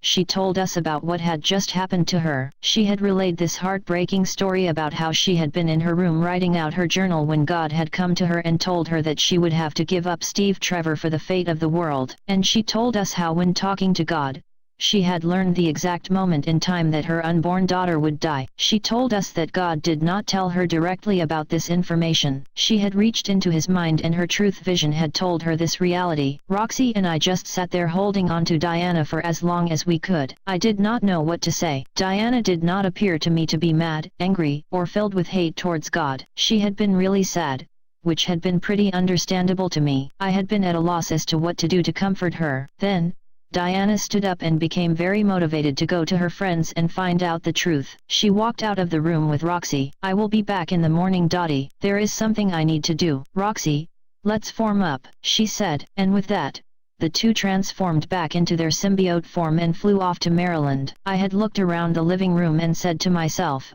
I kind of wished that she had told me ahead of time the Lord would be coming by the house. I would have run a floor sweeper across the room. 1 p.m. April 29, 2019, April 10, 1950, Athenata's journal. As we had flown over the land and had moved closer to our destination, our heart had raced with anxiety. In our mind, and based on what we had learned about our predicament of having come back to Earth 5 years later in time instead of 30 days, images flashed through our mind about our friends living with the knowledge that we had been dead. In the water below our essence, we had finally taken notice of what we had become. We were no longer just simple Diana. It had seemed to us that our every attempt to move closer to our friends and loved ones had been taking us farther away. We were slowly vanishing from their hearts and their minds. As we looked upon our symbiote reflection in the water, it had become apparent what we had become. We were evanescence. In the short time we had been away, our memory of our friends had been strong. For our friends and loved ones, after 5 years or 60 months of time, we would have rapidly vanished from their sight. We would have rapidly vanished from their memories. As we gazed upon our reflection in the water, the truth had been there. The definition of evanescence is the fear one gets after they lose a loved one. The sight and memory of that loved one will fade away or disappear or vanish. That had been us now. There in the water, the truth of what was had been there. It had been a cruel joke. It had been a cruel truth. What right did we have to just show up out of the blue after 5 years as some cruel joke and some cruel mockery of their love? This could not be something so simple a mistake as if we had misplaced a shirt or ordered the wrong menu item. As happy as it would be for us to tell our friends and family that we were alive, the truth is they would in their own way hate us. Were we deserving of that hate? We had wondered if we could just make things right by telling people that we were alive. Gus and Dottie did not seem disturbed by the truth. If I had understood the words of God, then he had told us that we could not change the future and we could not be with Steve Trevor. He did tell us to trust our instinct. We can safely say that at this moment in time that had been our intent. However, we must write down in this journal that we did not know what to do. Although this had become our cruel reality at this moment in time, we will write all of this down into this journal for all our friends to see our thoughts and our state of mind. After having paused over the water for some time to reflect on our thought, we had continued on with our trek. The time had been upon us now, the time of facing the truth of our new reality, the time of our new truth. As our evanescent spirit had flown over the land, we had moved without sound, although people could see our celestial light that had illuminated the night sky. We did possess the ability to fade out from sight. However, I did not feel that this was a necessary step for now. It had been there in the night that our eyes had gazed upon the gravestone that marked our place on earth. It had been a beautiful memorial. Each of our friends had contributed to it in some way. We could see that in our vision. We had walked about the concrete pathway that had been built around the centerpiece of the gravestone. As we had returned to our human form, I had suddenly realized that we were naked. It had not been the cold air that informed us of our state of being. Our titan skin had been too dense for that. This reality had come to my mind as we had knelt down in front of the marker to see all the roses that had been placed around the property. This reality had not bothered us. We had been comfortable in our being and in our essence. In the center of the marker had been a vase or a container that had a flame burning out of the top of it. We could tell it had been constructed with an omega crystal. No doubt that had come from Hippolyta, our mother. It had been her way to remember our ever-burning light. The sight of the gravestone and the sight of the artifacts that surrounded the memorial had left a hollow feeling in our heart. They had warmed our heart and broke our heart at the same time. Then the tears came. There were so many tears. And that is when the vision of truth had overtaken our essence. To attempt to explain all the truths revealed to us from the lives of all our loved ones would be too numerous for us to write down into this paper journal. We should note that our real journal had been left behind with our things back in 1945. Again, Another reminder of how bare and stripped down our life had become in so short of time. That had not been our life anymore, it had been the past. As to not forget our loved ones, there are so many of them, we will state that our vision had lived through each and every one of their lives in the time that we had left, and until this moment, all of the true reality had been revealed to us. We shall only state the main 5. The first vision had been the main one. It had revealed to us the life and time of Hippolyta in the entire 5 years. We must warn anyone who may read this passage that it is not for the sensitive heart. If our words seem cruelly simple or not from a place of great care, we will apologize now. This experience had been a new reality for us, and we did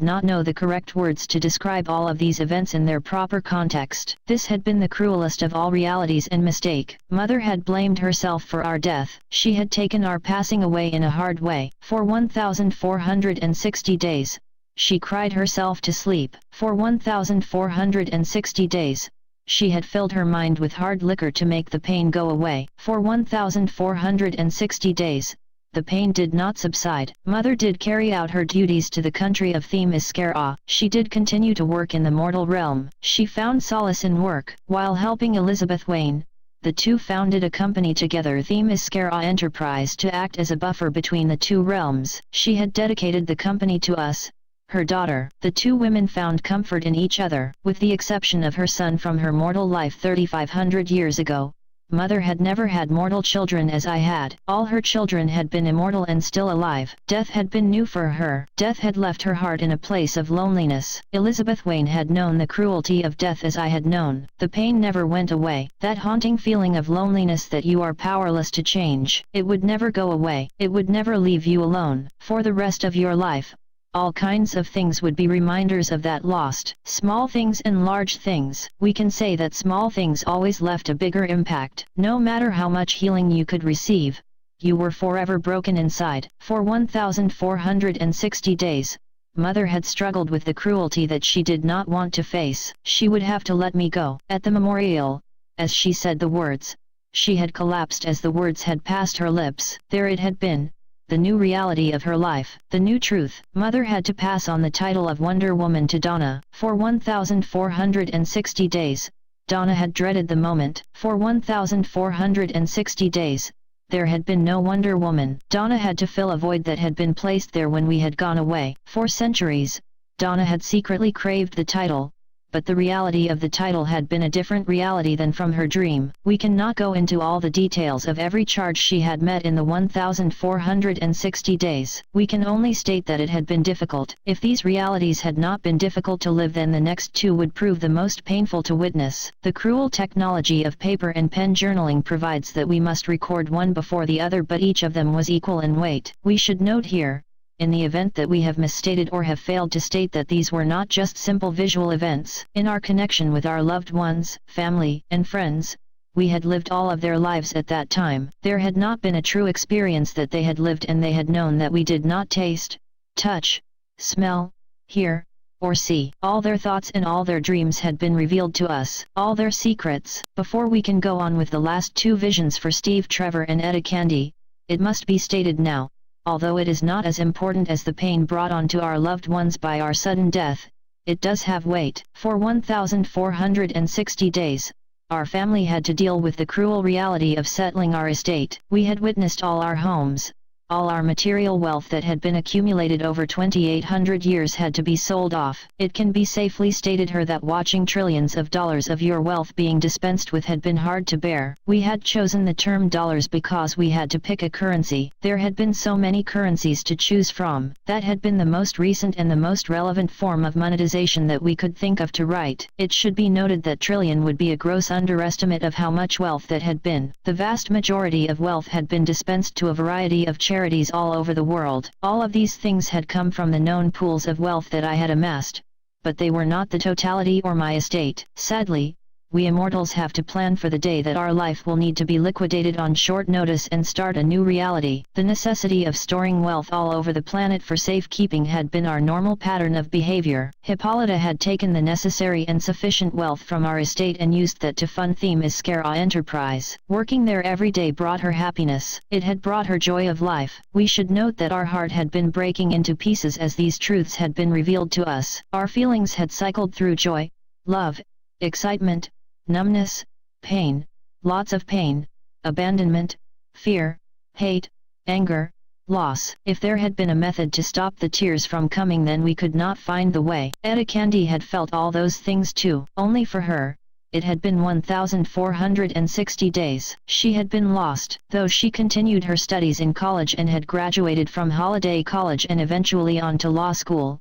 life had not been easy for her. In 1945, Etta had been a young girl, full of life, full of love. We had taken that away from her. We had stolen that innocence away when she had learned of our death. She had not had the benefit of learning this news from a loved one. No, she had learned about it from a cruel newspaper headline, Wonder Woman dead. What had been an exciting polyamorous relationship between Steve, Etta, and us, now haunted her dreams. Our vision had taken us to her home. We could see her on the bed playing with the baby on the bed through the window. Etta had married Tom. The two had met in law school and had gone on to open a law practice to helping meta-humans. She had continued to help Argus after the war because she had believed it would honor my memory. She had continued to work with Elizabeth on various projects, and she had continued to work with Steve. Although Steve and Etta had not continued their amorous relationship after the war, after my death, the two still had a deep love for each other. They had each other and that had been enough for them. Our vision had taken us to Stephen Trevor. We could see him from our vantage point. There he had been. He had grown a beard and had aged. The innocent fair-skinned boy we had pulled from the deep waters all those years ago had been replaced by this battle-scarred veteran. A part of Steve had died back there in 1945 on that battlefield. He did not return from Europe with love in his heart. He had been a changed man. He had become a cold man. He had become a lost man. So many sleepless nights, so much pain had haunted him. Although he had continued his duties with Argus as its operational director,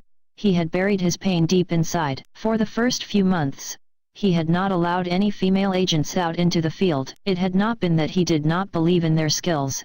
He did not want to know the pain of loss he had experienced from our last battle together. Then, he met Helen Alexandros. She had been a young girl when we all had met years ago. She had worked at the diner across from the War Department building. Secretly, she had a deep crush on Steve Trevor for many years. I had taken that away from her when we had returned from Theme Iskara all those years ago. Helen had thought herself an unattractive girl in those days. Her anxiety had made her a shy girl. Unknown to others, Helen had been a meta-human. Her abilities had not blossomed until her mid-20s. One could say that Helen had been a late bloomer. She had been there when Stephen came home from war. One day, she found the courage to talk to Steve. The two of them hit it off. Eventually, they married and had 2 boys. As we had gazed into their home from our distant viewing point, Helen had been pregnant again. They looked so happy, so peaceful. As we had hovered over the ground peering through their window, my heart had been breaking. We had been happy to know of the lives the two had shared together. We had been happy for the children, but when she kissed his lips, my heart went from warm happiness to pure anger. We do not blame Helen or Steve for their happiness or my misery, but there had been a piece of me that felt as if our property had been stolen away in the night. The anger had started so many years ago. The anger for us had started thousands of years ago, from our firstborn son, Bruce. My Bruce. He had been stolen from us from the commander he had entrusted, the commander that betrayed him, and now all our children had come to us. The deep pain that harbored in our soul, all that loneliness buried deep in our bones came to the surface. Athenata, said a distant voice. We had turned around and there had been Goddess Athena, her silvery eyes stained with tears. She had linked into our mind with her telepathy as the visions had passed through our essence. My goddess, we had bowed before her. Athena had reached out with her arms and pulled us close to her body and just held us for as long as she could. There were so many tears, so much anger. We could not stop the flow of dark energy flowing from our spirit. Athena had looked into our eyes and said, I hope that I am delivering better news to you, Athenata, but the Council of Elders have been made aware of your circumstances. They are going to put you on administrative leave until you are ready to resume your duties." Her statement left us confused and deeply hurt. Our guess is that we had been in so much pain and our emotions had been running wild that we had not been ready to hear that news. It is probably best to state now that the method and means that we had chosen to write out on this next passage in this journal about the words that had been exchanged by Goddess Athena and us had not been as polite and as understanding, as we are about to relay onto this paper and pen document. Our ears and our immaturity had not been ready to process the information that Goddess Athena had brought to us tonight. She had not been meanly spirited in her manner. She had the sad duty of telling me that the wise council of elders believed that 5 years of absence had probably been best dealt with if we had some time to heal. It had been in this exchange of words that we had taken the time to inform Goddess Athena that we had become pregnant. It had been in this exchange that we had told to Goddess Athena about our exchange of words with God I Am. We had told her all that we knew from all we had known. She had informed us that she would need to discuss our problem with the council before proceeding and that she had agreed that the best course of action would be to proceed with as few as many people knowing as much as us at that time. She had not told us or had given us any orders. She simply told us to follow our heart and follow our instinct and that she had put her full faith into us. After Athena had left us floating over the horizon away from Stephen Trevor's house, the vision of Helen kissing Stephen on the lips had been running through our head over and over. It would not stop, and it would not subside. Out of frustration, we had screamed out in pain, and when we swung our fist forward to strike at anything that we could hit, our fist had connected onto a solid structure. Apparently, during our astral projection about the world on this hollow night, we had blinked to another location in Gotham City from Stephen Trevor's house. We do not really know how we had gotten there, but the destruction had been great. We had projected to a large construction project located in the heart of Gotham City and had punched a building column. Our fist had pulverized the beam and had sent the building crashing about our being. We had scanned around the location and did not find any injured persons, although there had been a few eyewitnesses to the event. In the distance, we could hear the emergency vehicles making their way to the location. Well, we did what any self-respecting citizen would do. We ran away. A short time later, we had found ourselves walking around the grave marker. In a cruel way, as all the visions and all the memories cycled through our brain as we had tried to make sense of it all, we could not help but feel that Diana Prince had died when her broken body had been thrown into that abyss by Darkseid. The memorial there in the park at the Brownstone estate that now had been the home for the Justice Society and Argus all served as a painful memory for us and all our loved ones. What right did we have to take all that away from them? We did not have the answers, and it had seemed we had not been the only ones who did not survive the war. The War Department building had now been vacated. All the people had moved over to the new building called the Pentagon. We had fallen to our knees. We were so confused and so scared to do anything else. We do not know if it had been fear, love, or hate. It had been like we had stepped onto an entirely new world in 1950 United States. What was our place? What was our purpose? We just sat there on knees crying our eyes out. Our friends have lost all hope and faith in us, Roxy, I said out loud. Then a voice from the past stole my concentration. Thank the gods, Princess Diana, you are alive. The voice said. We had turned to look at the man. It had been Manfred Pennyworth. He had been the caretaker for Elizabeth Wayne for so many years and a dear friend to us. Although we had been very happy to see Manfred, we could not find the heart to smile. Our eyes had been filled with our tears. Manfred had taken a moment to look us over. His eyes were so kind and so gentle. He gave us a great big old hug. It felt so great and so warm to touch someone from the past. Up to that moment, we had started to think we would never know that feeling again. Oh, Princess. He had touched my jaw and wiped the tears from my eyes.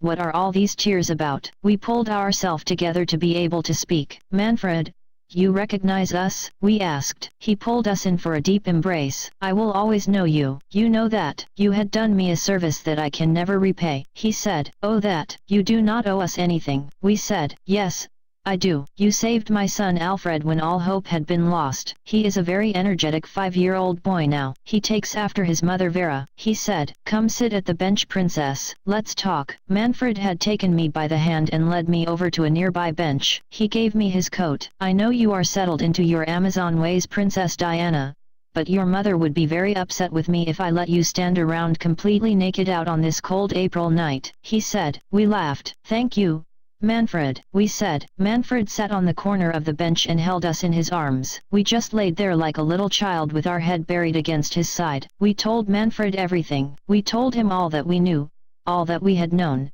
and then some. We even told him about the skyscraper that we had destroyed. Surprisingly, he did not judge us. He just sat there listening to every word we said, the way a daughter would talk to her father about all her troubles. It had been joyful. It had been comforting. I wished that I had the answer for you, Princess Diana. You live in a world that I do not. Your problems are unique because you are a unique person. There is no one like you in 2 universes, apparently. If there is any wisdom that I can bestow onto you today, there is a reason God came to you personally and asked you to solve this problem. It will be difficult and it will be hard, but he put his faith in you to solve it. I know you can, he said to me as he took my hands up into his. We wished that we had your confidence. He held us again. All that we got, Manfred, for all of our labor was a broken heart, we said sadly. Manfred took our hands and looked us in the eyes. Oh no, princess, you got a daughter out of it, he said. His words made us so happy that we cried our eyes out. We had kind of felt ashamed when he had to remind us of our daughter. Manfred,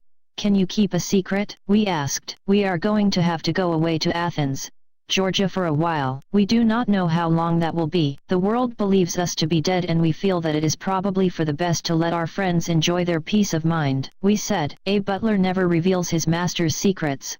You know that, princess, he said jokingly. We had smiled. We had looked around and Manfred had been carrying a box of pink roses. Manfred, you have been the one that has been coming out here and putting the roses on the grave? He smiled. I have been coming here every day since the memorial had been built and putting a rose on the grave and praying to God that he would bring you home safely to us. I never believed that you died in that bunker. I never lost faith in your return, princess. And a rose is the flower for Libras, Diana. We smiled and gave him a great big hug. Thank you, Manfred. We really needed to hear that. We had given Manfred a copy of our new address in Athens, GA, and a copy of an account number. What is this? Manfred asked. That is our new address and that is a copy of one of our Swiss bank accounts. In the account, you will find a small deposit of 15 million bars of gold bullion in 400-ounce bricks. We need you to locate the owners of that construction site and pay for the damages for us. We think that is enough and keep the change for yourself. We said, you can count on me, Princess Diana. Oh, we will write to you as often as we can under the pen name, Veronica Franco. It is okay. She is an old friend from the old days. I am familiar with her. Princess Diana, where are you off to now? Princess, we are going to go for a walk to think and to clear our heads. And with that, we said our goodbyes and left Manfred at the brownstone estate. Later, we had made our way over to the Gotham harbor and had started walking along the pier side there. We do not know why we had chosen that particular spot or that particular time. We guessed that it had been the old lighthouse structure that had been very pretty. As we made our way down the waterway, we heard something land into the water. We had run over to the edge of the causeway or the part of the land that extended over the bay. Using our truth vision, telepathy, and empathy, we had scanned the harbor. Our mind had locked onto a man in the water. Our heart had raced with anxiety. We had run to the water's edge and we threw off the coat Manfred had given us at the park and had dove into the water. The man had fallen really deep into the water. With the large-scale shipping that the harbor had been used to in recent years, the channel had been made deep. We had raced with all the speed that we could muster and found the man. We had checked his body for vital signs. His vital signs were faint. We had to act fast. With my arms extended, we had taken him up in his arms and pulled his body to the surface. We had immediately started doing first aid to the gentleman. His body had smelled foul. He had not had a bath in months. We had placed our hand onto his and at that moment healed all of his injuries and wounds. We had removed the alcohol that had poisoned his mind, and we had removed the water from his lungs. He had been made alive, but his mind would need time to heal before he would be able to speak to us. We had placed our hands on his body and using my truth vision had come to learn that his name had been Joey.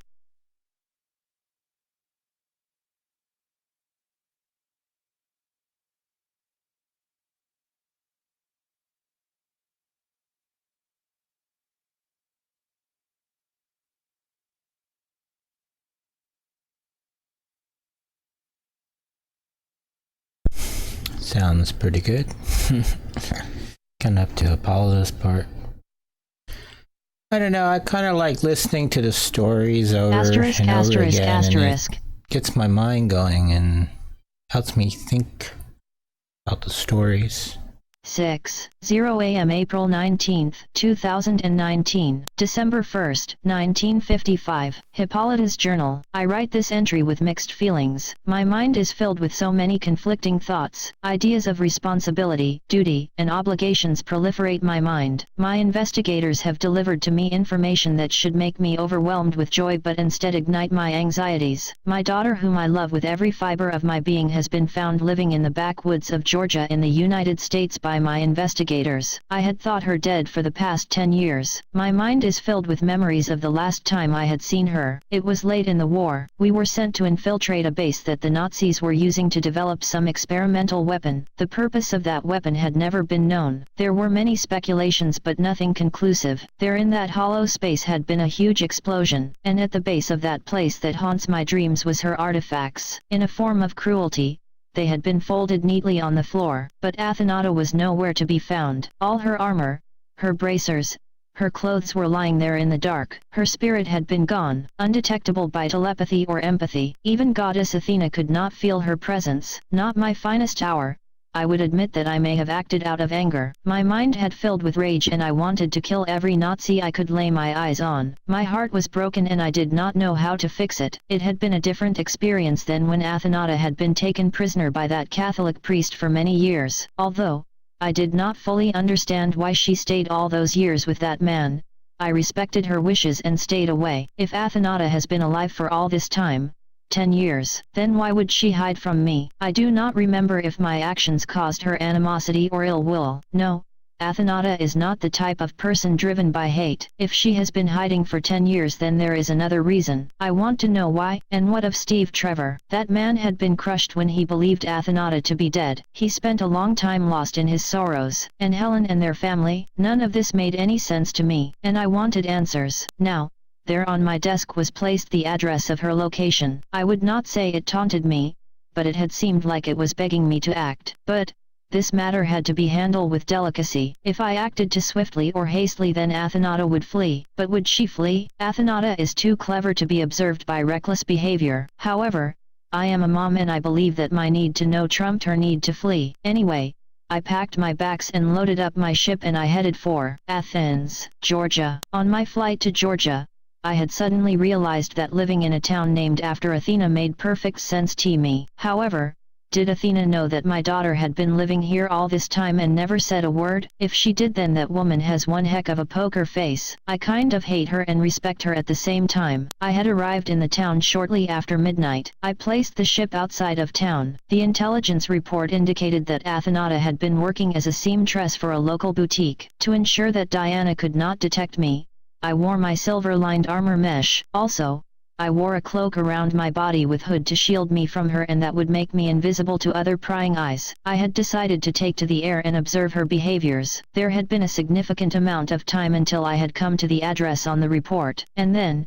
there she was. She was wearing a simple shirt and a pair of jeans fitting for the time and environment. However, she had changed her hair to a shade of red. I had never seen Athenata as a redhead before and it kind of took me back for a moment. I had moved closer to the apartment and could only peer through the one window that looked into the living room. As I had been observing, a car had pulled up to the apartment complex and out jumped a young woman who proceeded to walk up to Athenata's apartment and enter. In the apartment, she had given Athenata a warm hug. As I did not know who she was, it concerned me. Also, there had been another person there too, a young man. He had been watching the television with Athenata. Who were all these people? It had been then that I had decided to confront Athenata. I had floated down to the doorway, and knocked on the door promptly. I had heard footsteps on the other side of the door shuffle. I could hear footsteps coming closer to the door and it had opened. When the door opened, it had been then I saw my daughter's eyes. She had not been startled or frightened. In fact, she had been quite calm and collected, as if no time had gone by at all. I can admit that this bothered me down to my core. Mother, she paused and motioned me to enter the doorway. I always knew this day would come. As I walked into the doorway, the two people sitting on the couch stood up and said, "Hello, Mother. This is Joey and Roxy. Could you two give us a moment alone?" The two seemed to give me the indication that they knew this was going to be a difficult conversation and left the apartment. Do not get me wrong, when the door opened and Athenata had been standing there, I wanted to reach out and hug her with all my heart. I had been overwhelmed with joy. However, Years of discipline had gave me the skills to be calm and collected at such times. Before you speak, Athenata, I pulled her into my arms and held her with all my heart. I did not want to let her go. Forgive me, daughter, but I had thought you to be dead. I do not know when I started crying. I had felt that it started when I had been floating above the apartment. My eyes swelled up with all kinds of emotions: love, hate, anger, and sorrow. Athenata could see the pain in my eyes and she stayed calm. Please, have a seat. Would you like a glass of water? I think I require something stronger than water, dear. Okay. Booze it is. I could sense that neither of us knew where to start or who should make the first move. It was not like we were in competition or battle. And then she spoke. It's all my fault, mother. Tears stained her eyes. I did not know what to do and my instincts told me to take this course of action. As she poured the whiskey into the glass, she began to tell me this long fantastical tale of how she had been transported to another universe. She told me how she had to survive on that forsaken planet. She told me about Roxy the symbiote, how the two had to join together to overcome Darkseid. She told me how they liberated an entire planet from a long tyranny. She told me how she had to struggle to get back to her home. And she told me how she had to learn that when she had arrived on Earth, 5 years had passed by due to the enormous distances involved in the journey. She told me how the time distortion for her had only been 30 days. She told me how she learned that everyone believed me to be dead and had all gone on with their lives. She told me how she felt that nobody needed her anymore. Perhaps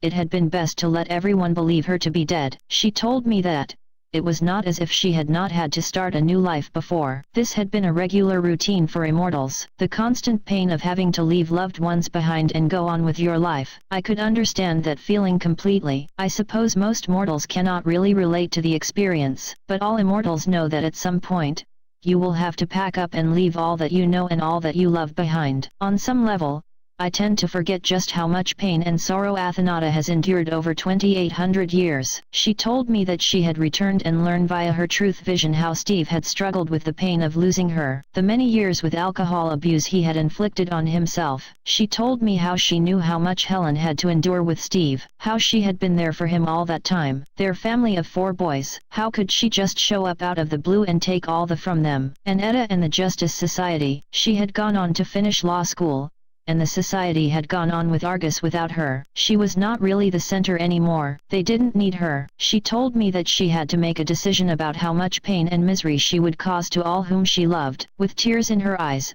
she told me, "How could I do that? Why would I do that? No.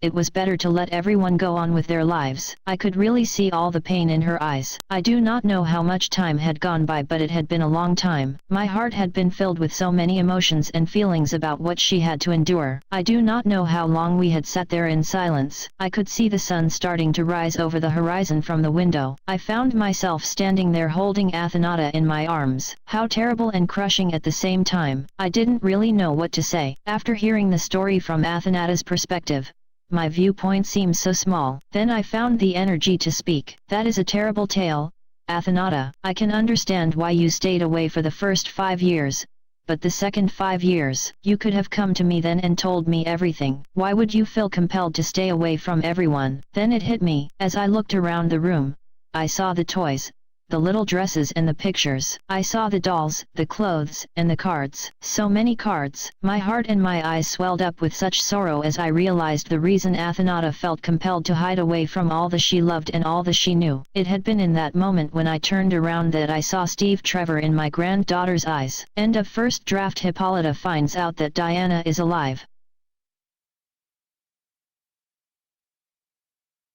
4:09 a.m. April 20, 2019, December 2, 1955. Hippolyta's journal. "Mom," she cried out. Athenata's attention had shifted to the young girl who now stood before us from the open bedroom door. Apparently, she had been listening there by the door for some time. Her eyes were stained with tears. Instinctively, Athenata had extended her arms and the child ran to her mother. Athenata gave the girl a comforting hug to calm the child down. "Diana, you're a mom," I said. Athenata smiled and set the child down on her feet. "Mother, meet your granddaughter, Diana." It would probably be a disservice to state that at this moment that I was a calm person. I do not think I was mad or upset. I want to think that I was in shock. When I flew to Georgia tonight, grandparent was not one of the reasons I had been expecting to hear. The mortals like to say, deer in the headlights, but I would say, it turned out to be a freight train that hit me. My heart raced with flutters. However, my maternal instincts set in and my arms kind of flew out on their own. Before I had been cognitive of what was going on,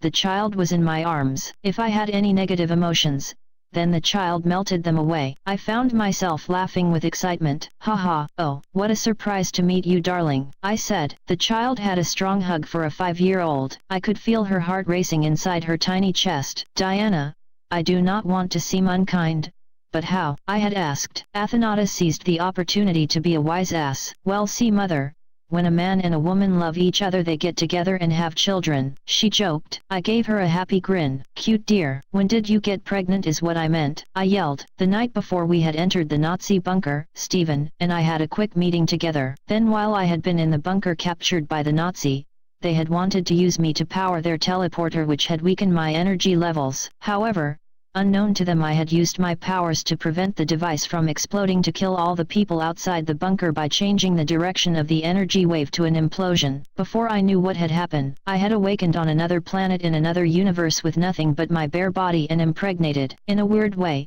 I was barefoot and pregnant. At the last part of her statement, Diana looked like she had just realized the crazy reality that she had been transported to. Both the child and I listened to Athenata's words attentively. So, now the two of you know the truth about Diana's birth. I looked at Diana, the child, with confusion. You didn't know about this? Diana shook her head while wiping her tears from her eyes. No, this is the first I am hearing all of this. I have been hounding Red for a long time to tell me the truth. Truthfully, I was expecting her to tell me your daddy left you for another woman, but hey, your mama is secretly a superhero and you were born in another universe is a shocker. I was not expecting that plot twist. I had to chuckle at the child's wit. She has your sarcasm, daughter, I said jokingly. As we all were talking, there had come a loud crash sound at the front door. The sound had been like a ceramic plant bowl crashing to the ground. Athenata stood up and went to the door to see what had happened. When the door had opened, there sitting at the door in a somewhat squatted position was Roxy and Joey. Athenata yelled,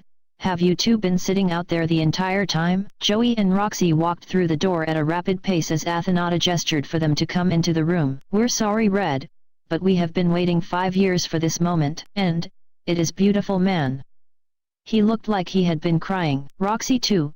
She had looked like that she had been crying. I kind of found the whole moment to be cute. Diana had a pretty smile as she looked at the two stumbling through the door. "Did you break my plant bowls?" Athenata asked. "Not on purpose," Roxy said. "You two have known all about this the whole time?" I had asked. "I knew about all of this, but I think Joey is getting some of this for the first time. I am just sad that Dottie is missing this. She picked the wrong weekend to go out of town." Roxy said. "Who is Dottie?" I asked. "Dottie is the woman that owns the apartment building and owns the boutique shop that I work at. She helped me to deliver Diana when I had the baby." "What? You didn't go to a hospital?" I asked. "No. I have had 12 children before and none of them were born in a hospital," Athenata said. A terrible thought had run through my head of Athenata having the baby in the apartment. "Athenata, you did not have the baby here in the apartment, did you?" I hollered. "No, mother, don't be silly. Diana was born in the," she said. The last part of her statement kind of faded out at the end. "Barn," I completed her statement. "How did you hear that?" Joey asked with a surprised look. "I have mother hearing," I said. Athenata looked at me and smiled. "She is a telepath," she answered with sincerity. "You go brush your teeth. What do you want for breakfast?" Athenata said to Diana. Diana ran off to brush her teeth. "I will just have some eggs and sausage, Mom." Joey stood up in front of Athenata. "Let me make breakfast for everyone this morning. Red, you two need to finish talking," he said. Athenata looked at Joey and smiled. She had considered what he had asked in her mind and then agreed. "Sure, I want some bacon and I want cheddar cheese in my eggs." She smiled. "Sure thing," he said quite happily. Joey walked over to the kitchen and started heating up the gas range and activated the oven hood to ventilate the kitchen. Roxy cleaned off the table and started setting out plates for everyone to eat. I could see that the three had an orchestrated pattern of behavior in the morning. It warmed my heart. "You know, Red, when you told me stories about your mom, I pictured an old woman talking to you, not this young hottie, Joey said. Athenata chuckled at Joey's description of me. She looked over at me with her eyes and I could see the sarcasm forming in her expression. Well, she is. I cut her off. Don't make me send you to your room, I said jokingly. Athenata went to her room to shower and change. This gave me some time to talk with Joey and Roxy. I will take some of that coffee if it is ready, Joey, I said. Sure thing. He looked confused as what to call me. I am not sure what to call you, ma'am, he said. I smiled. You can call me Hippolyta, I said. I had taken a moment to collect my thoughts as Joey poured me a cup of coffee. So, do you two stay here in the apartment too? I asked. I stay here, but Joey lives in the next apartment over, Roxy said. I looked Roxy over and noticed that she was partly a mechanism. Did Athenata build you that body, Roxy? I asked. Yes, she did. How did you know? Roxy asked. I recognize the Themyscirian tech and Athenata told me about you being a symbiote. Thank you for helping my daughter when you did, I said. Well, it was Athenata who came up with the idea for the chassis. Not that she doesn't mind the symbiote relationship, she thinks that having some independence is good for us to function on a day-to-day basis. Roxy said. Do you not want independence? I asked. She thought to herself for a moment before answering the question. When I met your daughter for the first time, she had just suffered a severe traumatic moment at the hand of Darkseid. He left her a beaten mess and tossed her into that abyss. That moment should have ended her, but instead, she used her remaining fingers to pull herself out of that hole while lying at the bottom there. For some unknown reason, that inspired me to help her. For eons, I had been lying there in the dark afraid to come out. I too was once like your daughter, a proud titan and champion for our world, our people. But I failed. From your daughter, I had learned to care again, to live again, to have faith to move forward. When we had merged together, Athenata had reservations, but after time, she overcame those reservations and took a leap of faith. Since that moment, we have never been apart. I do not know if it is love or something else, but I feel great anxiety at the thought of leaving your daughter. I was not sure what to think about Roxy's response to my question. It had moved me some. The more that I come to understand and to know how their first 30 days together were, the more I see that they have a bond that probably cannot be experienced by anyone else. Roxy looked into my eyes and said quietly, truthfully, Hippolyta, I think that when Athenata came home after 30 days and found out that everyone she had loved moved on and were not looking for her,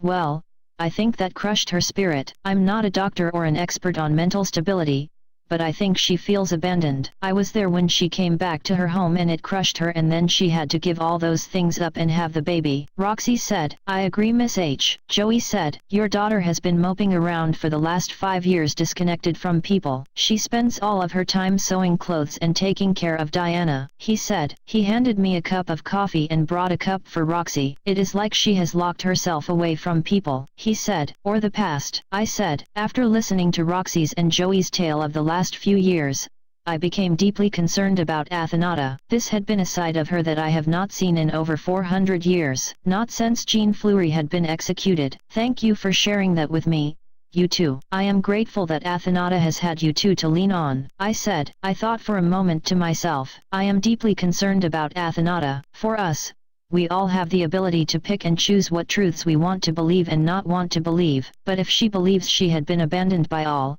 on some level it has to be true, I said. The two seemed puzzled. What do you mean, Miss H? Joey asked. Athenata sees the truth at all times, and she always feels other people's emotions. She does not have the luxury of being able to casually dismiss reality. So, did you abandon your daughter, Miss H? Joey asked. I stopped to think and flash through my memories. I do not believe that I had abandoned Athenata. When we all had thought she died, it had been hard for me. Athenata is my firstborn child. We have been together for 2,800 years. For me, it has been 10 long years. I never wanted to accept that she had died, but her spirit had been gone. Her presence had been gone. I had never thought to look into another universe. Truthfully, I didn't really know there were other universes. This has been all one huge mistake on everyone's part. But, if she is feeling abandoned, Then it must be the truth. I started to tear up. It made me sad to think what Athenata felt like when she returned 30 days later and came to an understanding that everyone had abandoned her. But knowing the reality of it made me feel worse. I am having trouble thinking about that. Athenata sat here for the last 5 years feeling abandoned. We all sat there together crying and thinking about the past 5 years. I am going to need something stronger than coffee, I said.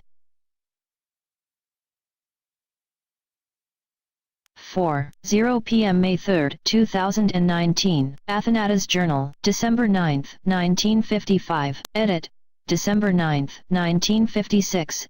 As I had reflected on the events that had transpired 1 year ago today, I wanted to reflect upon the serious nature of the encounter and all the people involved that had occurred that day. I would like to say that things are better and that all involved lived happily ever after, but that is not how the world works. What I am about to record here into this chronicle is a collection of journal entries that had been made by myself during the event and later revised by myself after many hours of thoughtful reflection. For me, I had been at the party that Dottie, Roxy, and Joey had put together to welcome Hippolyta to the community. They had decided to have the party in the barn at the spot that Diana had been born at. Of course, Joey and Roxy had cleaned up the spot and did an impressive job of laying out a wood panel flooring to act as a dance floor for the other guest. There in the corner was a wooden manger with a makeshift mannequin with me holding a baby and a bunch of ducks, pigs, and chickens about the display. I would admit that it had been really cheesy looking, but it did achieve the necessary and sufficient emotional impact. I started tearing up at the sight of it. Sometimes,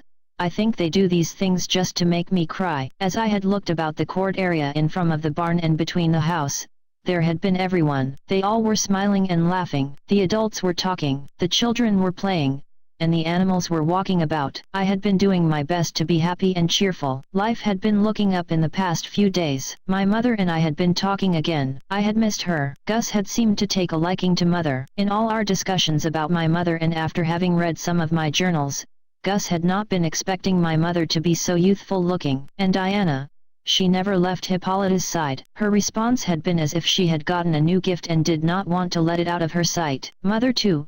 She had been eating it up. Hippolyta loved children. As I had been standing there taking in all the sights, Maybelline and I had been talking. She had told me how she had been very happy to see that in just 5 short years that laughter had returned back to the old house. It had been a long time since she had seen that here. Thank you, Red, Maybelline said. For what, Maybelline? I asked. Gus is happy, for the first time in a long time.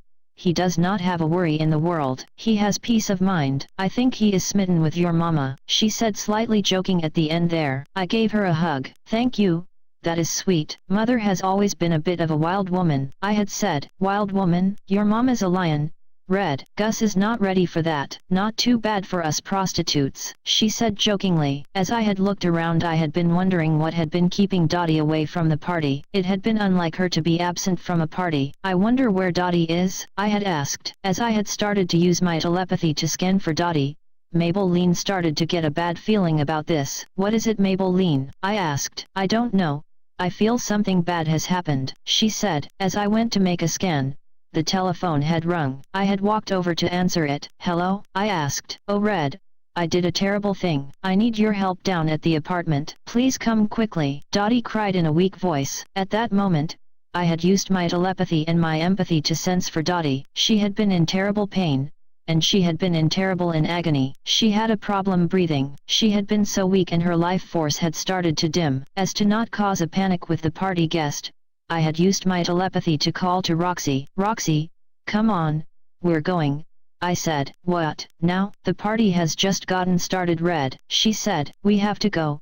Dottie is in trouble, I said. And after that exchange, we formed up and went down to the apartment building. A short time later, we had gone down to Dottie's apartment on the first floor of the building. We had walked over to the door and discovered that it had been unlocked. We had opened the door and let ourselves into the premises. What we had walked into can only be described as a terrible mess. As we had scanned around the room, the furniture had been turned over and broken. It had looked like a terrible altercation had taken place here. Dottie's clothes had been scattered about the living room and they had looked as if they had been torn off. There had been blood everywhere. My heart sank in my chest. My anxieties started to run high. As we had made our way to the back bedroom where Dottie had normally stayed when she had been at home, that is when we came upon Dottie. She had been in a terrible mess. Not to make light of her circumstances, we will attempt to describe this in medical terminology to help present some dignity to this terrible matter. The patient had presented herself to us in a horrific manner. At first glance,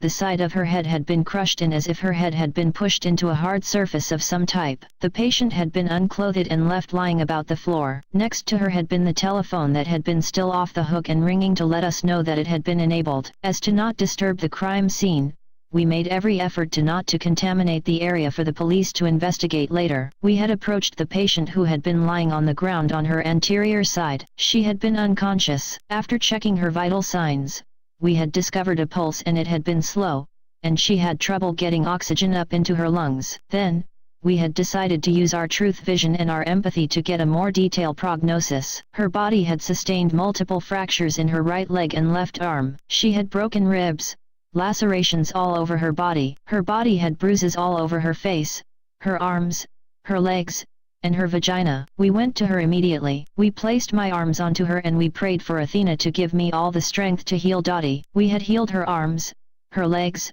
her face, and her vagina. We had healed her ribs, her lungs, and her arteries. It had been in this moment that we had gone into Dottie's mind and lived her life up to this moment. We had come to know of her relationship with Demetrius, Vanessa, and Sebastian. We had come to know of the complex relationship that Demetrius had constructed with Dottie and Vanessa. We had learned about the affair Dottie had with Sebastian. We had learned it all. It would be untruthful of me to state here that my feelings at this moment had been calm. From the moment we had entered the building to this moment now, my heart had been slowly building up with rage. My first instincts had been to go find Demetrius and kill him. However, Dottie's physical health had been the more important matter at hand. As we held Dottie's head in our arms, we had just sat there with our thighs up under her head. We had caressed her hair and her face. That beautiful face on this wonderful girl. We had wondered how such a beautiful person could end up in such a mess. Why did she choose to keep this from us? Why did she not ask for our help? Why did we not act on the truth as we had known them for months? Why did she not have the faith and the trust in us? This had no longer been just a simple polyamorous relationship between three people. This had become a perversion of one man's greed and unwillingness to make a hard decision.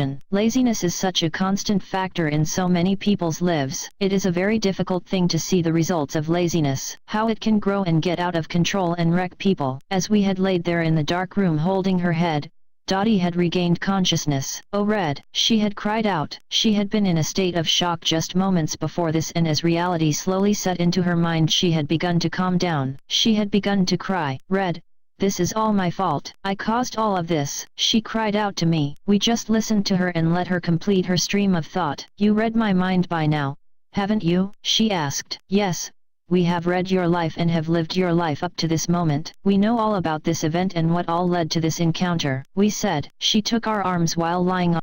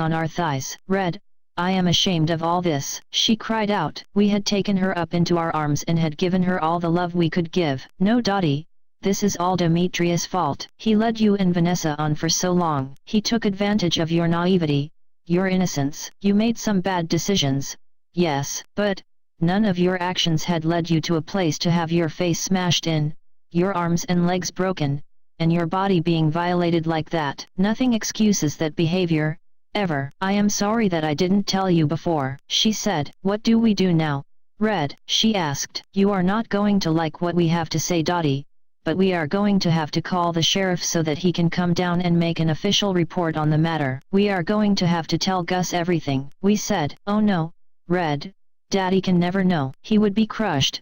He would kill Demetrius, she cried. We took her hands into our arms to calm her anxieties. We have to do it before it leads to something worse, we said. What could be worse than this? She asked. We had taken Dottie into our arms and looked into her eyes and told her the news that we had discovered when we diagnosed her injuries earlier. We could not think of a more sympathetic method of delivery. So here we went. Before your daddy finds out that you are pregnant with Demetrius's baby. Dottie's face had turned a lighter shade of pale at that moment. The stress from the trauma and the blunt delivery of the news had been too much for her and she fainted. We had placed our arms onto hers and gently moved her over to the bed where she could lay comfortably. While Dottie had laid there, we had taken the opportunity to call the sheriff. Then, we had sat down and begun the difficult process of writing an official report for the sheriff about the matter. For when he had arrived, we had left the instructions on the countertop for the deputies that would be arriving shortly, and with that, we had gathered our things and had gone looking for Demetrius.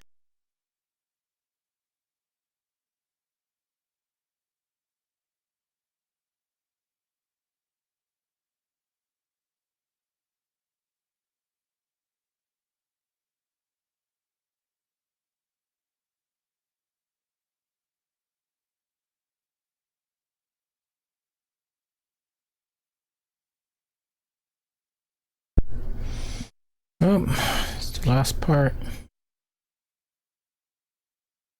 Asterisk, One asterisk, of the last asterisk. parts. 4 p.m. May 24, 2019. Gus's Journal, December 16, 1955. The following is a report on a matter that is very difficult for me to present without experiencing anger. I feel that it should be recorded at this time so that when my grandson is born, at some point in the future, when he comes to me and asks me why did this ever happen, I can present to him my feelings and thoughts only days after the tragic event. First, let me just state for this record that, I do not know why a young man of Demetrius's age would commit such a terrible act onto another person that he claimed to love. Second, I should state that I am recording this event several days after the event. My blood still boils with rage from what Red had shown me on Friday, December 9, 1955. I cannot change the past. However, I wonder if maybe what had been done to Dottie had not been made so public, but I have to believe that Red's decision to display the truth had to be shown to all to prevent rumors from contaminating the incident. And,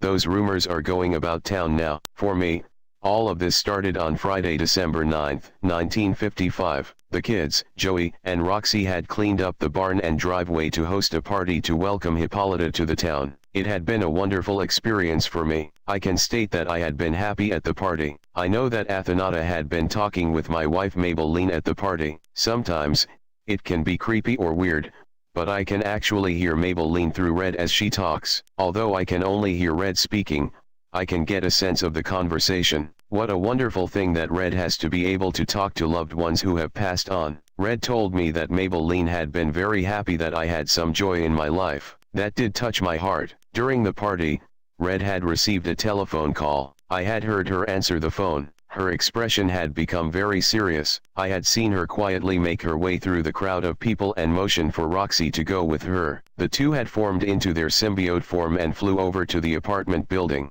I had a bad feeling about this. Some time had passed, about 45 minutes, and Red had not come back to the party. My anxieties had begun to grow. Then, I saw all the patrol cars from the sheriff office at the southern end of the property. I went to my truck and drove down to see what had been going on. I had walked into the apartment where several deputies had been standing about. The living room in the apartment had been a real mess. The furniture had been tossed about the room as if a fight had occurred in the room. Then, I saw the blood. There had been so much blood. I am not a doctor, but I have been taking care of animals for many years and know that that amount of blood had not been good for whomever it came from. I made my way to the master bedroom where a long trail of blood had been on the ground as if someone had crawled their body across the floor. That is when I found Dottie. The sheriff had been there. He had been on one knee and kneeling by the bedside where Dottie had been resting. Dottie had looked well to me. She had looked traumatized, but I could not see any injuries on her body. That is when the sheriff had taken the time to explain to me what had occurred. He had taken the liberty of telling me about the matter so that Dottie did not have to repeat the terrible story a third time. This is when he handed me a detail report that had been written by Red. I had read the report in earnest. As my eyes had read each word silently,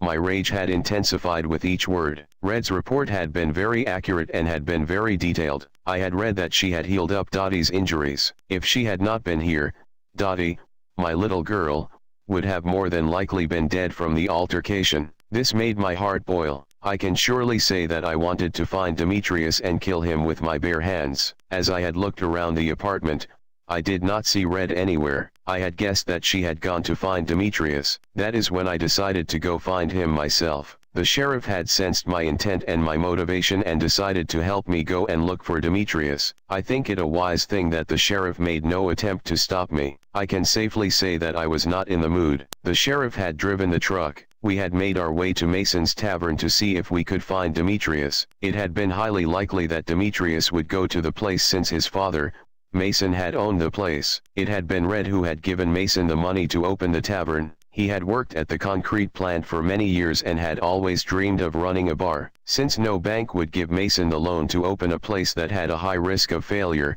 Red had given Mason the money as a grant. It saddens me to think that our children could commit such cruelty to each other. But what Demetrius had done went beyond cruelty. It had been plain brutality, a behavior that I would surely deliver upon Demetrius once we had located him. A short time later, we had pulled the truck up to the tavern. There had been a large crowd of people standing in the bar where Red and Demetrius had been standing. I could hear Red talking quietly to Demetrius and the crowd of people. The sheriff and I had made our way to the bar where 20 bars of gold bullion had been placed on top of it. I had ordered a beer. Mason, who had a look of concern about what had been transpiring on the dance floor, had handed me a double draft and said, "This one is on the house, Gus." I do not know the entire details, but from the way Red is looking and the gold on the bar, my instincts are telling me that free beer is the way to go. All eyes and ears were on the dance floor.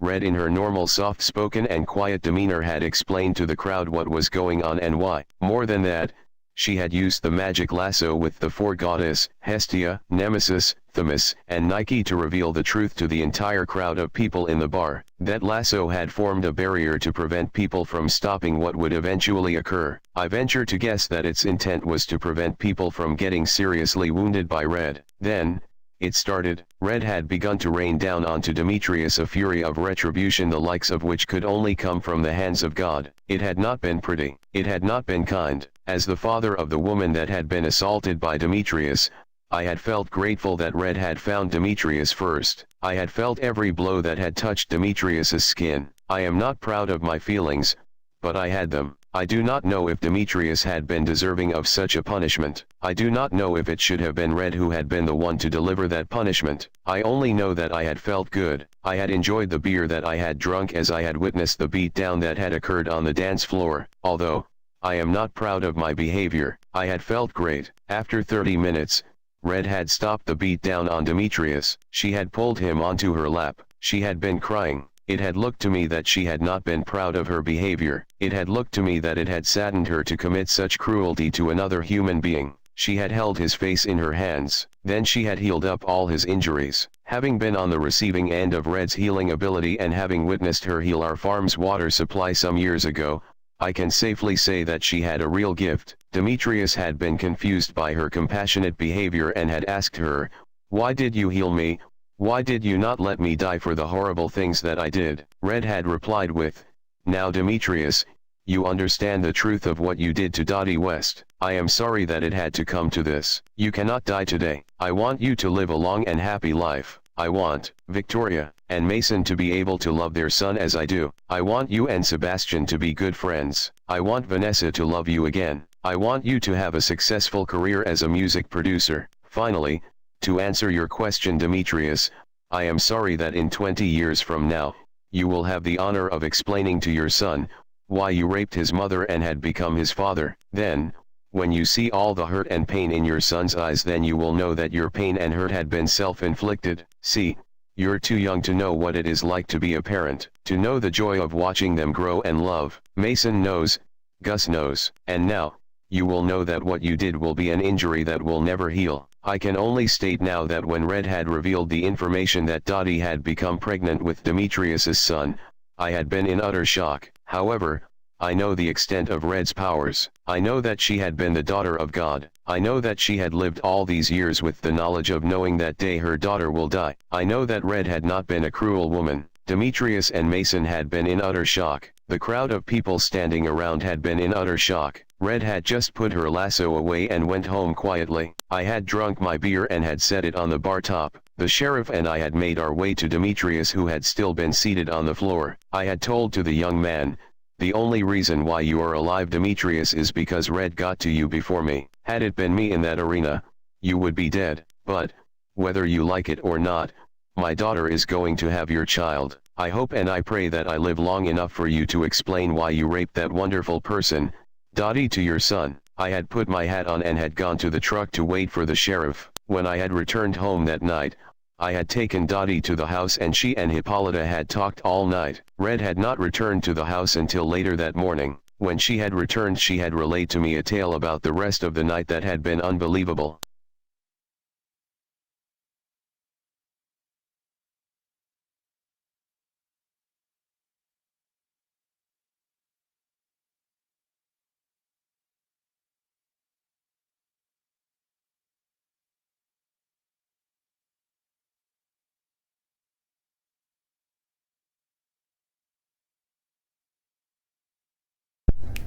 Here comes the sheriff's part.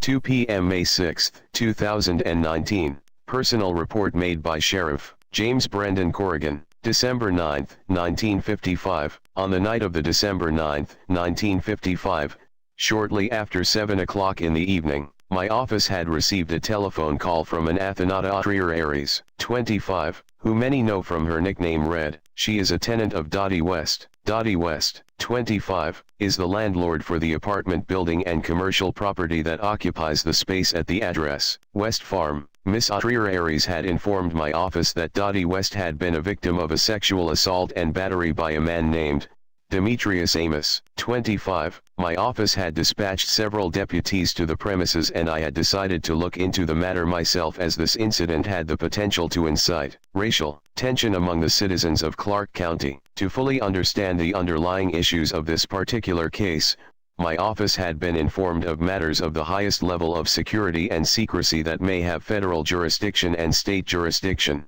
The first matter deals indirectly to the matter and explains Miss Trier Aries' involvement with the case. The second matter deals directly with Dottie West. The third matter deals with Stephen Gustafson West. The last matter deals with Demetrius Amos. The first matter involves Miss Trier Aries, and I will use the name Red in reference to her for the remainder of the report. My office's history with Red goes back to 1950, when she had approached the office about a girl named Ruby Tuesday Robinson. 5. Miss Robinson had been a missing person case that my office had been investigating since 1940. Red had informed my office that the young girl had visited her while she had been laying by the pool. The little girl had told her that her name had been Ruby Tuesday. She had gotten lost and had needed help in finding her way back to her home. At first, I had been skeptical about the matter, but after listening to Red's information about the case, I had become intrigued. As to not end up in a tangent, I will state that Red helped my office close out that case. I have come to know of Red's remarkable ability for high details about facts. I suspect that Miss Aries is a meta-human and hides her identity to prevent harm from coming to herself and her family. This may seem unprofessional on my part, but I have come to respect any information that Red has been able to relate to my office on matters that require law enforcement investigation. Now,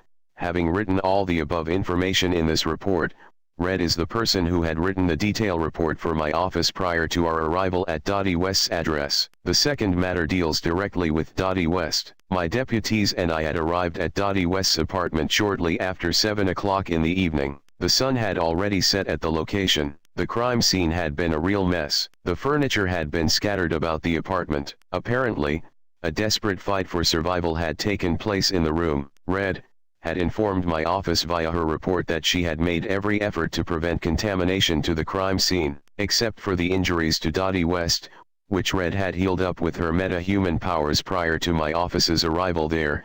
Most of the crime scene had remained intact. There had been blood all over the apartment and a trail of blood had led back to the master bedroom. It is here that we found Dottie West resting. The next section represents matters I have deemed necessary and sufficient for this report and does not represent the entirety of Red's report that she had filed with my office. We had awakened Miss West from her sleep. Red had sedated her so she could heal her mind after the altercation. She had seemed startled at first but returned to her calm state once we had identified ourselves. Miss West had informed my office at that time that she had been assaulted by Demetrius Amos earlier that day. Red had come over to the place after she had been called by Dottie via her telephone. This had been shortly around a half hour after 6 o'clock. I had ordered a forensic team to sweep the apartment and that had allowed my detectives the time to investigate the matter for me. I will relay what Miss West had relayed to me. This will be a short synopsis of the much more detailed report that Red had provided earlier, and that will be supplemented by the medical examiner report. The altercation had been preceded by an argument about a sexual encounter between Dottie West and Sebastian Montenegro. Sebastian is a close friend of Demetrius Amos. Mr. Amos had been drinking prior to arriving at Miss West's apartment.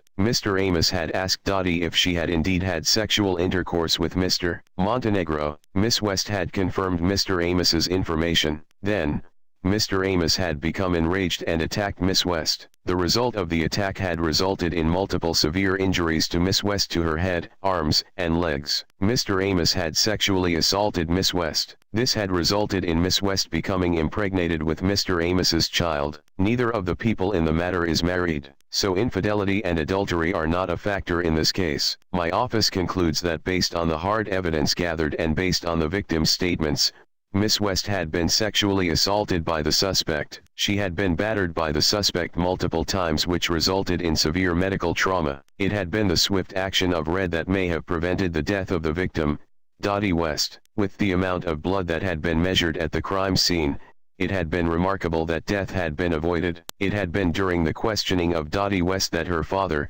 Stephen Gustafson West, had arrived on the scene. Mr. West or Gus owns the small cotton farm that the apartment building Dottie West manages is located. The mother, Mabel Lean West, is deceased. Mr. West had seen the lights from the patrol cars in the south end of the property and had become very concerned for his daughter, Dottie. I had let Mr. West read the detailed report that Red had written earlier for our office, and I had taken the liberty of relaying Dottie's recollection of the event. Miss West had been severely traumatized and I felt that having her retell the event a third time might be difficult for her to tell her father with several deputies standing about. Mr. West had read the letter and had remained remarkably calm considering what he had been able to witness from his survey of the apartment and his own daughter's account of the assault. I could tell from his facial expression that he had become extremely concerned about his daughter's circumstance, and he had become very motivated to locate Mr. Amos. Miss West had informed her father and me that Mr. West could normally be found at his father's business, Mason's Tavern. The location is a few miles north of the farm's location. Since Red had not been located at the apartment, we had deduced that she had gone to look for the suspect, Demetrius Amos. Mr. West had decided to go look for Demetrius Amos, and I had decided to accompany him to keep him from doing bodily harm to the suspect or worst. Shortly after 8 o'clock in the evening, after the sun had set for the day, we had arrived at the tavern owned by Mason Amos. There had been a substantial crowd in the building and it had appeared the crowd had been fixated by some disturbance happening in the location. As we had walked into the tavern, Red had been standing at the center of the dance floor with Demetrius Amos. Now, Red's demeanor is normally a quiet and a soft-spoken lady. I do not know her to be a violent person or a person that seeks to engage in violence. She had been telling the crowd of people how Mr. Amos had smacked her friend around. Earlier in the evening, Mr. Amos started to deny the allegation when Red had produced a device from her waist and tossed it up in the air. The device had looked like a golden piece of rope. It had spun around the two people and kept the crowd from entering the area of engagement. Then, the rope displayed imagery, sort of a movie or a very clear television program. On the projection, had been Mr. Amos assaulting Miss West in perfect detail. This had not been just an image. The rope had produced the sight, the sound, the smell, the feel, and the taste of the event. I had felt like I had been standing in Miss West's body is the best way that I can describe the sensation. The crowd's opinion of Mr. Amos had begun to turn as the experience on the presentation had become known to all. They were not happy people. Then, Miss West had proceeded to execute her own assault and battery on Mr. Amos. The altercation had been 30 minutes long by my watch. It had been a brutal melee between the two combatants. I use the term combatant loosely because Red had done all of the physical contacting onto Mr. Amos. Some in the crowd wanted to go to Mr. Amos to prevent the beating. It had been horrible to witness. Red had delivered onto Mr. Amos the same manners, methods, and means of violence that Mr. Amos had delivered onto Dottie West with such incredible precision and accuracy. As I recall the incident in my visual memory, the feats she had displayed in that tavern that night had been truly unbelievable. I must state for the record as a witness to the event that as the melee had gone on, Red's eyes had changed to a red color. They had started from a light red illumination and peaked at a high-intensity red. My next statement may lead some to question my insanity or judgment to recall facts, but Red had looked like she had been an instrument of God's hands that had laid upon Mr. Amos in that altar or arena of retribution. It is my hope that I never am the one at the receiving end of that deliverance. Then, after the melee had subsided, Red had pulled the suspect closer to her body. She placed his head onto her thighs, and with a gentle hand that she placed on his head, she healed all of his injuries. Her eyes had changed to a bright green color that had illuminated the entire room. A green mist or vapor had emanated from her being and it healed the suspect or victim. When completed, it had appeared that the suspect had not been in any kind of altercation. Mr. Amos had still been upset from the trauma, had asked Red, "Why did you heal me? Why did you not let me die for the horrible things that I did?" Red had replied, "Now Demetrius, you understand the truth of what you did to Dottie West. I am sorry that it had to come to this. You cannot die today. I want you to live a long and happy life. I want Victoria and Mason to be able to love their son as I do. I want you and Sebastian to be good friends. I want Vanessa to love you again. I want you to have a successful career as a music producer. Finally, to answer your question, Demetrius, I am sorry that in 20 years from now, you will have the honor of explaining to your son why you raped his mother and had become his father. Then, when you see all the hurt and pain in your son's eyes, then you will know that your pain and hurt had been self-inflicted. See, you're too young to know what it is like to be a parent, to know the joy of watching them grow and love. Mason knows, Gus knows, and now, you will know that what you did will be an injury that will never heal." Then Red had turned off the barrier and had tipped the band that had been playing through the entire altercation, and had walked home. To tie up some loose ends in this report, I had interviewed the suspect Demetrius Amos after the altercation. Mr. West had very little to say to the man. The two had learned at the same time that one would be a father and the other would be a grandfather. Mr. West told to Demetrius with his father, Mason at present, "The only reason why you are alive, Demetrius, is because Red got to you before me. Had it been me in that arena, you would be dead. But, whether you like it or not, my daughter is going to have your child. I hope and I pray that I live long enough for you to explain why you raped that wonderful person, Dottie, to your son." After that exchange of words, Mr. West had gone and waited for me in the car to return to his home. The last section of this report deals directly with Mr. Demetrius Amos. I had the fortune of interviewing Demetrius with his father, Mason Amos, at Mason's Tavern after the fight had completed. I had informed him that under current law that I could arrest him on several counts and that based on evidence and testimony from many witnesses that he would go to prison for a very long time. I told him that his actions would have far-reaching consequences beyond the assault. I had taken the opportunity to remind the young man that racial tension had been growing in the county and it had been at an all-time high. People with political aspiration are going to use this event to propel their propaganda to whatever gains they can achieve. However, I had decided not to arrest Mr. Amos at the time. I had told the suspect that if Miss West had decided to file charges and if the county district attorney decided to make an example out of he the suspect, there had been very little the sheriff, could do about it. I had felt that the matter had been settled by Red in terms of retribution. His day in court would come soon enough. However, once the word of this matter had gotten out to the general public, he, the suspect, probably had wished I arrested him.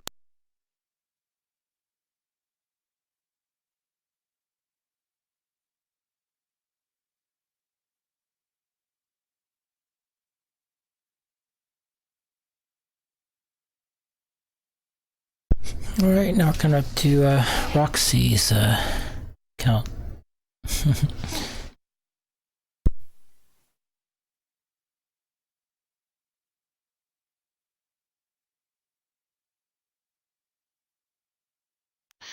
4 p.m. May 5, 2019, Athenatas Journal, December 9, 1955. Note: we had decided to make this journal entry through our symbiote eyes. Roxy will be the person to record this entry to prevent bias from affecting the accuracy of the tale. It is a terrible tale. We are ashamed of ourselves for acting in such a manner. However, instinct had informed us that this needed to be done. After Red had left Dottie alone in her apartment or the place of that horrific carnage that had been delivered upon our friend and loved one, we had made our way upstairs to our apartment and changed into a pair of jeans, a tank top, and a jean jacket. Red put on a pair of boots and she had put on her hat. She had grabbed her purse and wallet. Last, she grabbed her lasso and tied it onto her belt. Then, she had walked off to find Demetrius. On the long road that went into town, Red had decided to walk there. She had been enraged mentally. Outwardly to the world, she had appeared calm and at peace, but deep inside, she had been on fire. "Oh Red, what are you going to do?" asked Hestia. "We are going to demonstrate to Demetrius the error of his ways. We are going to deliver onto him what he had delivered onto Dottie," Red said. "Perhaps, violence is not the right answer for this, Red," said Themis. "We do not know if it will be, Themis. We are letting our heart guide us through this night," Red said. "I am with you, Red.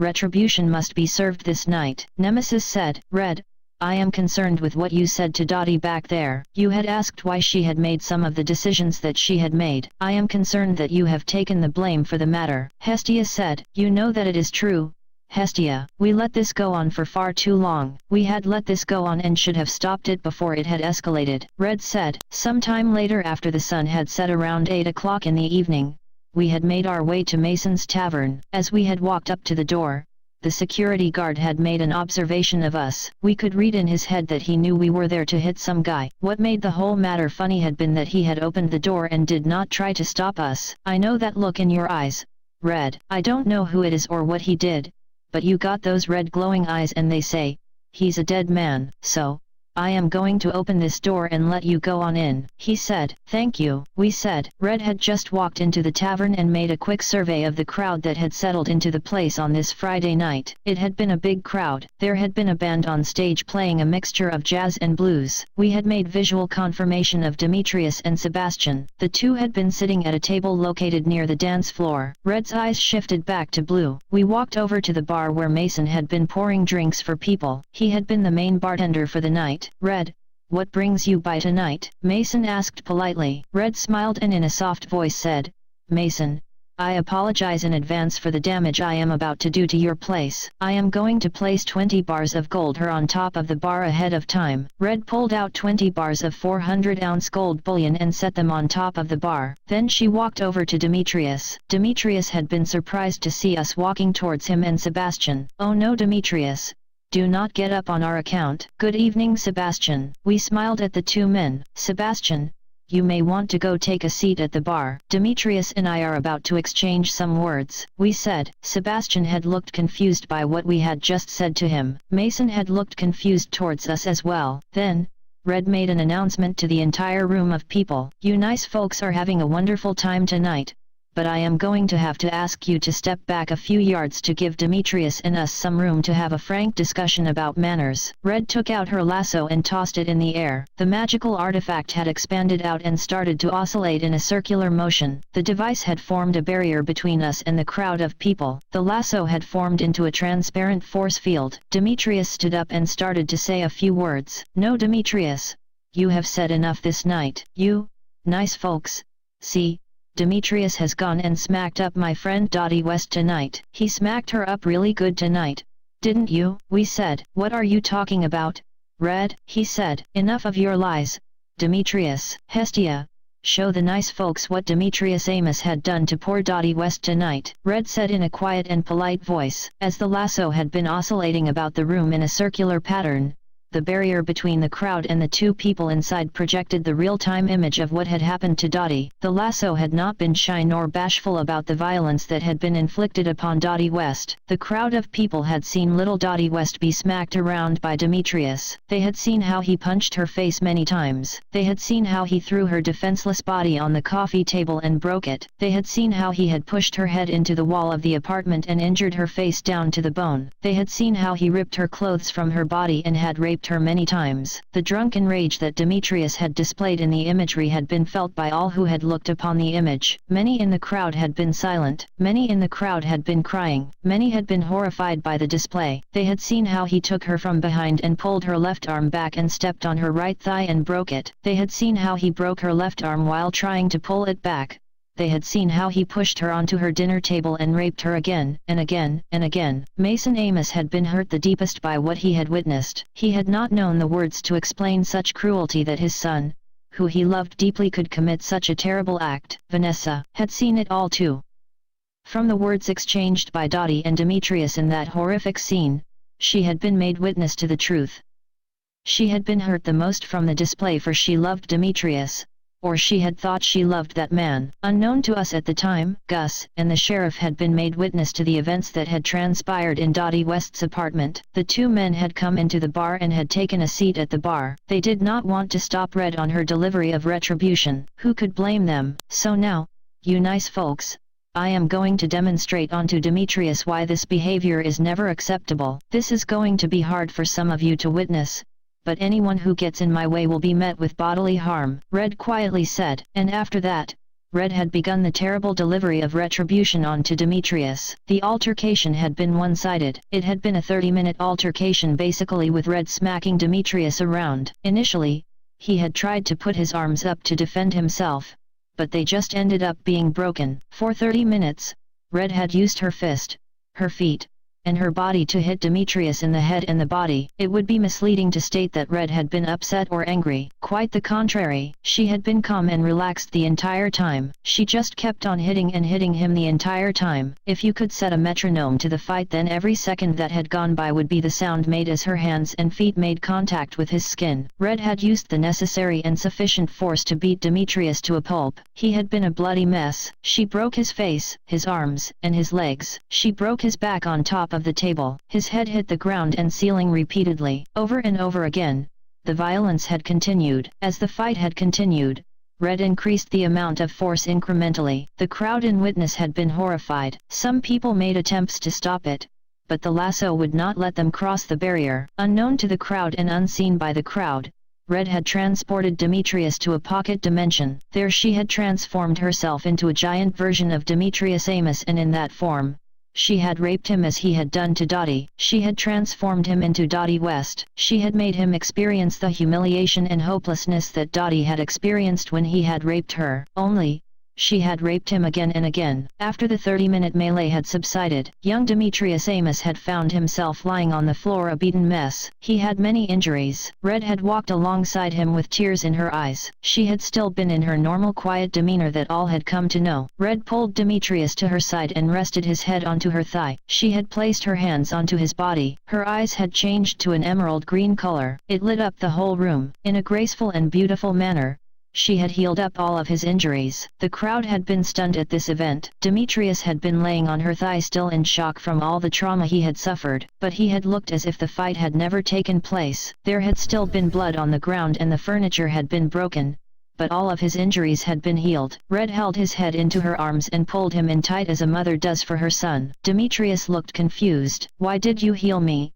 Why did you not let me die for the horrible things that I did?" he asked while crying. "Now Demetrius, You understand the truth of what you did to Dottie West. I am sorry that it had to come to this. You cannot die today. I want you to live a long and happy life. I want Victoria and Mason to be able to love their son as I do. I want you and Sebastian to be good friends. I want Vanessa to love you again. I want you to have a successful career as a music producer. Finally, to answer your question, Demetrius, I am sorry that in 20 years from now, you will have the honor of explaining to your son why you raped his mother and had become his father. Then, when you see all the hurt and pain in your son's eyes, then you will know that your pain and hurt had been self-inflicted. See, you're too young to know what it is like to be a parent, to know the joy of watching them grow in love. Mason knows, Gus knows, and now, you will know that what you did will be an injury that will never heal. And with that, Red had released the force field and had tipped the band 1 billion bar of gold. Amazingly, through all that trauma,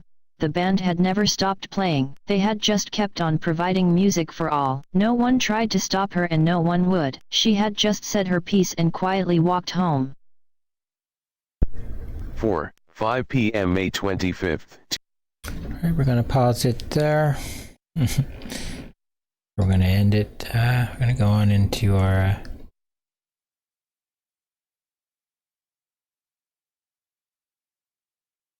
Nightbot playlist.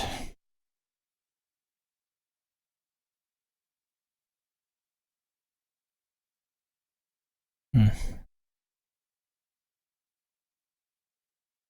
ahead and get that started.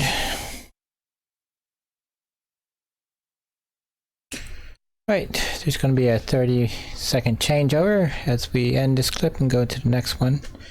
And then we'll be back for the intermission. Right, here we go.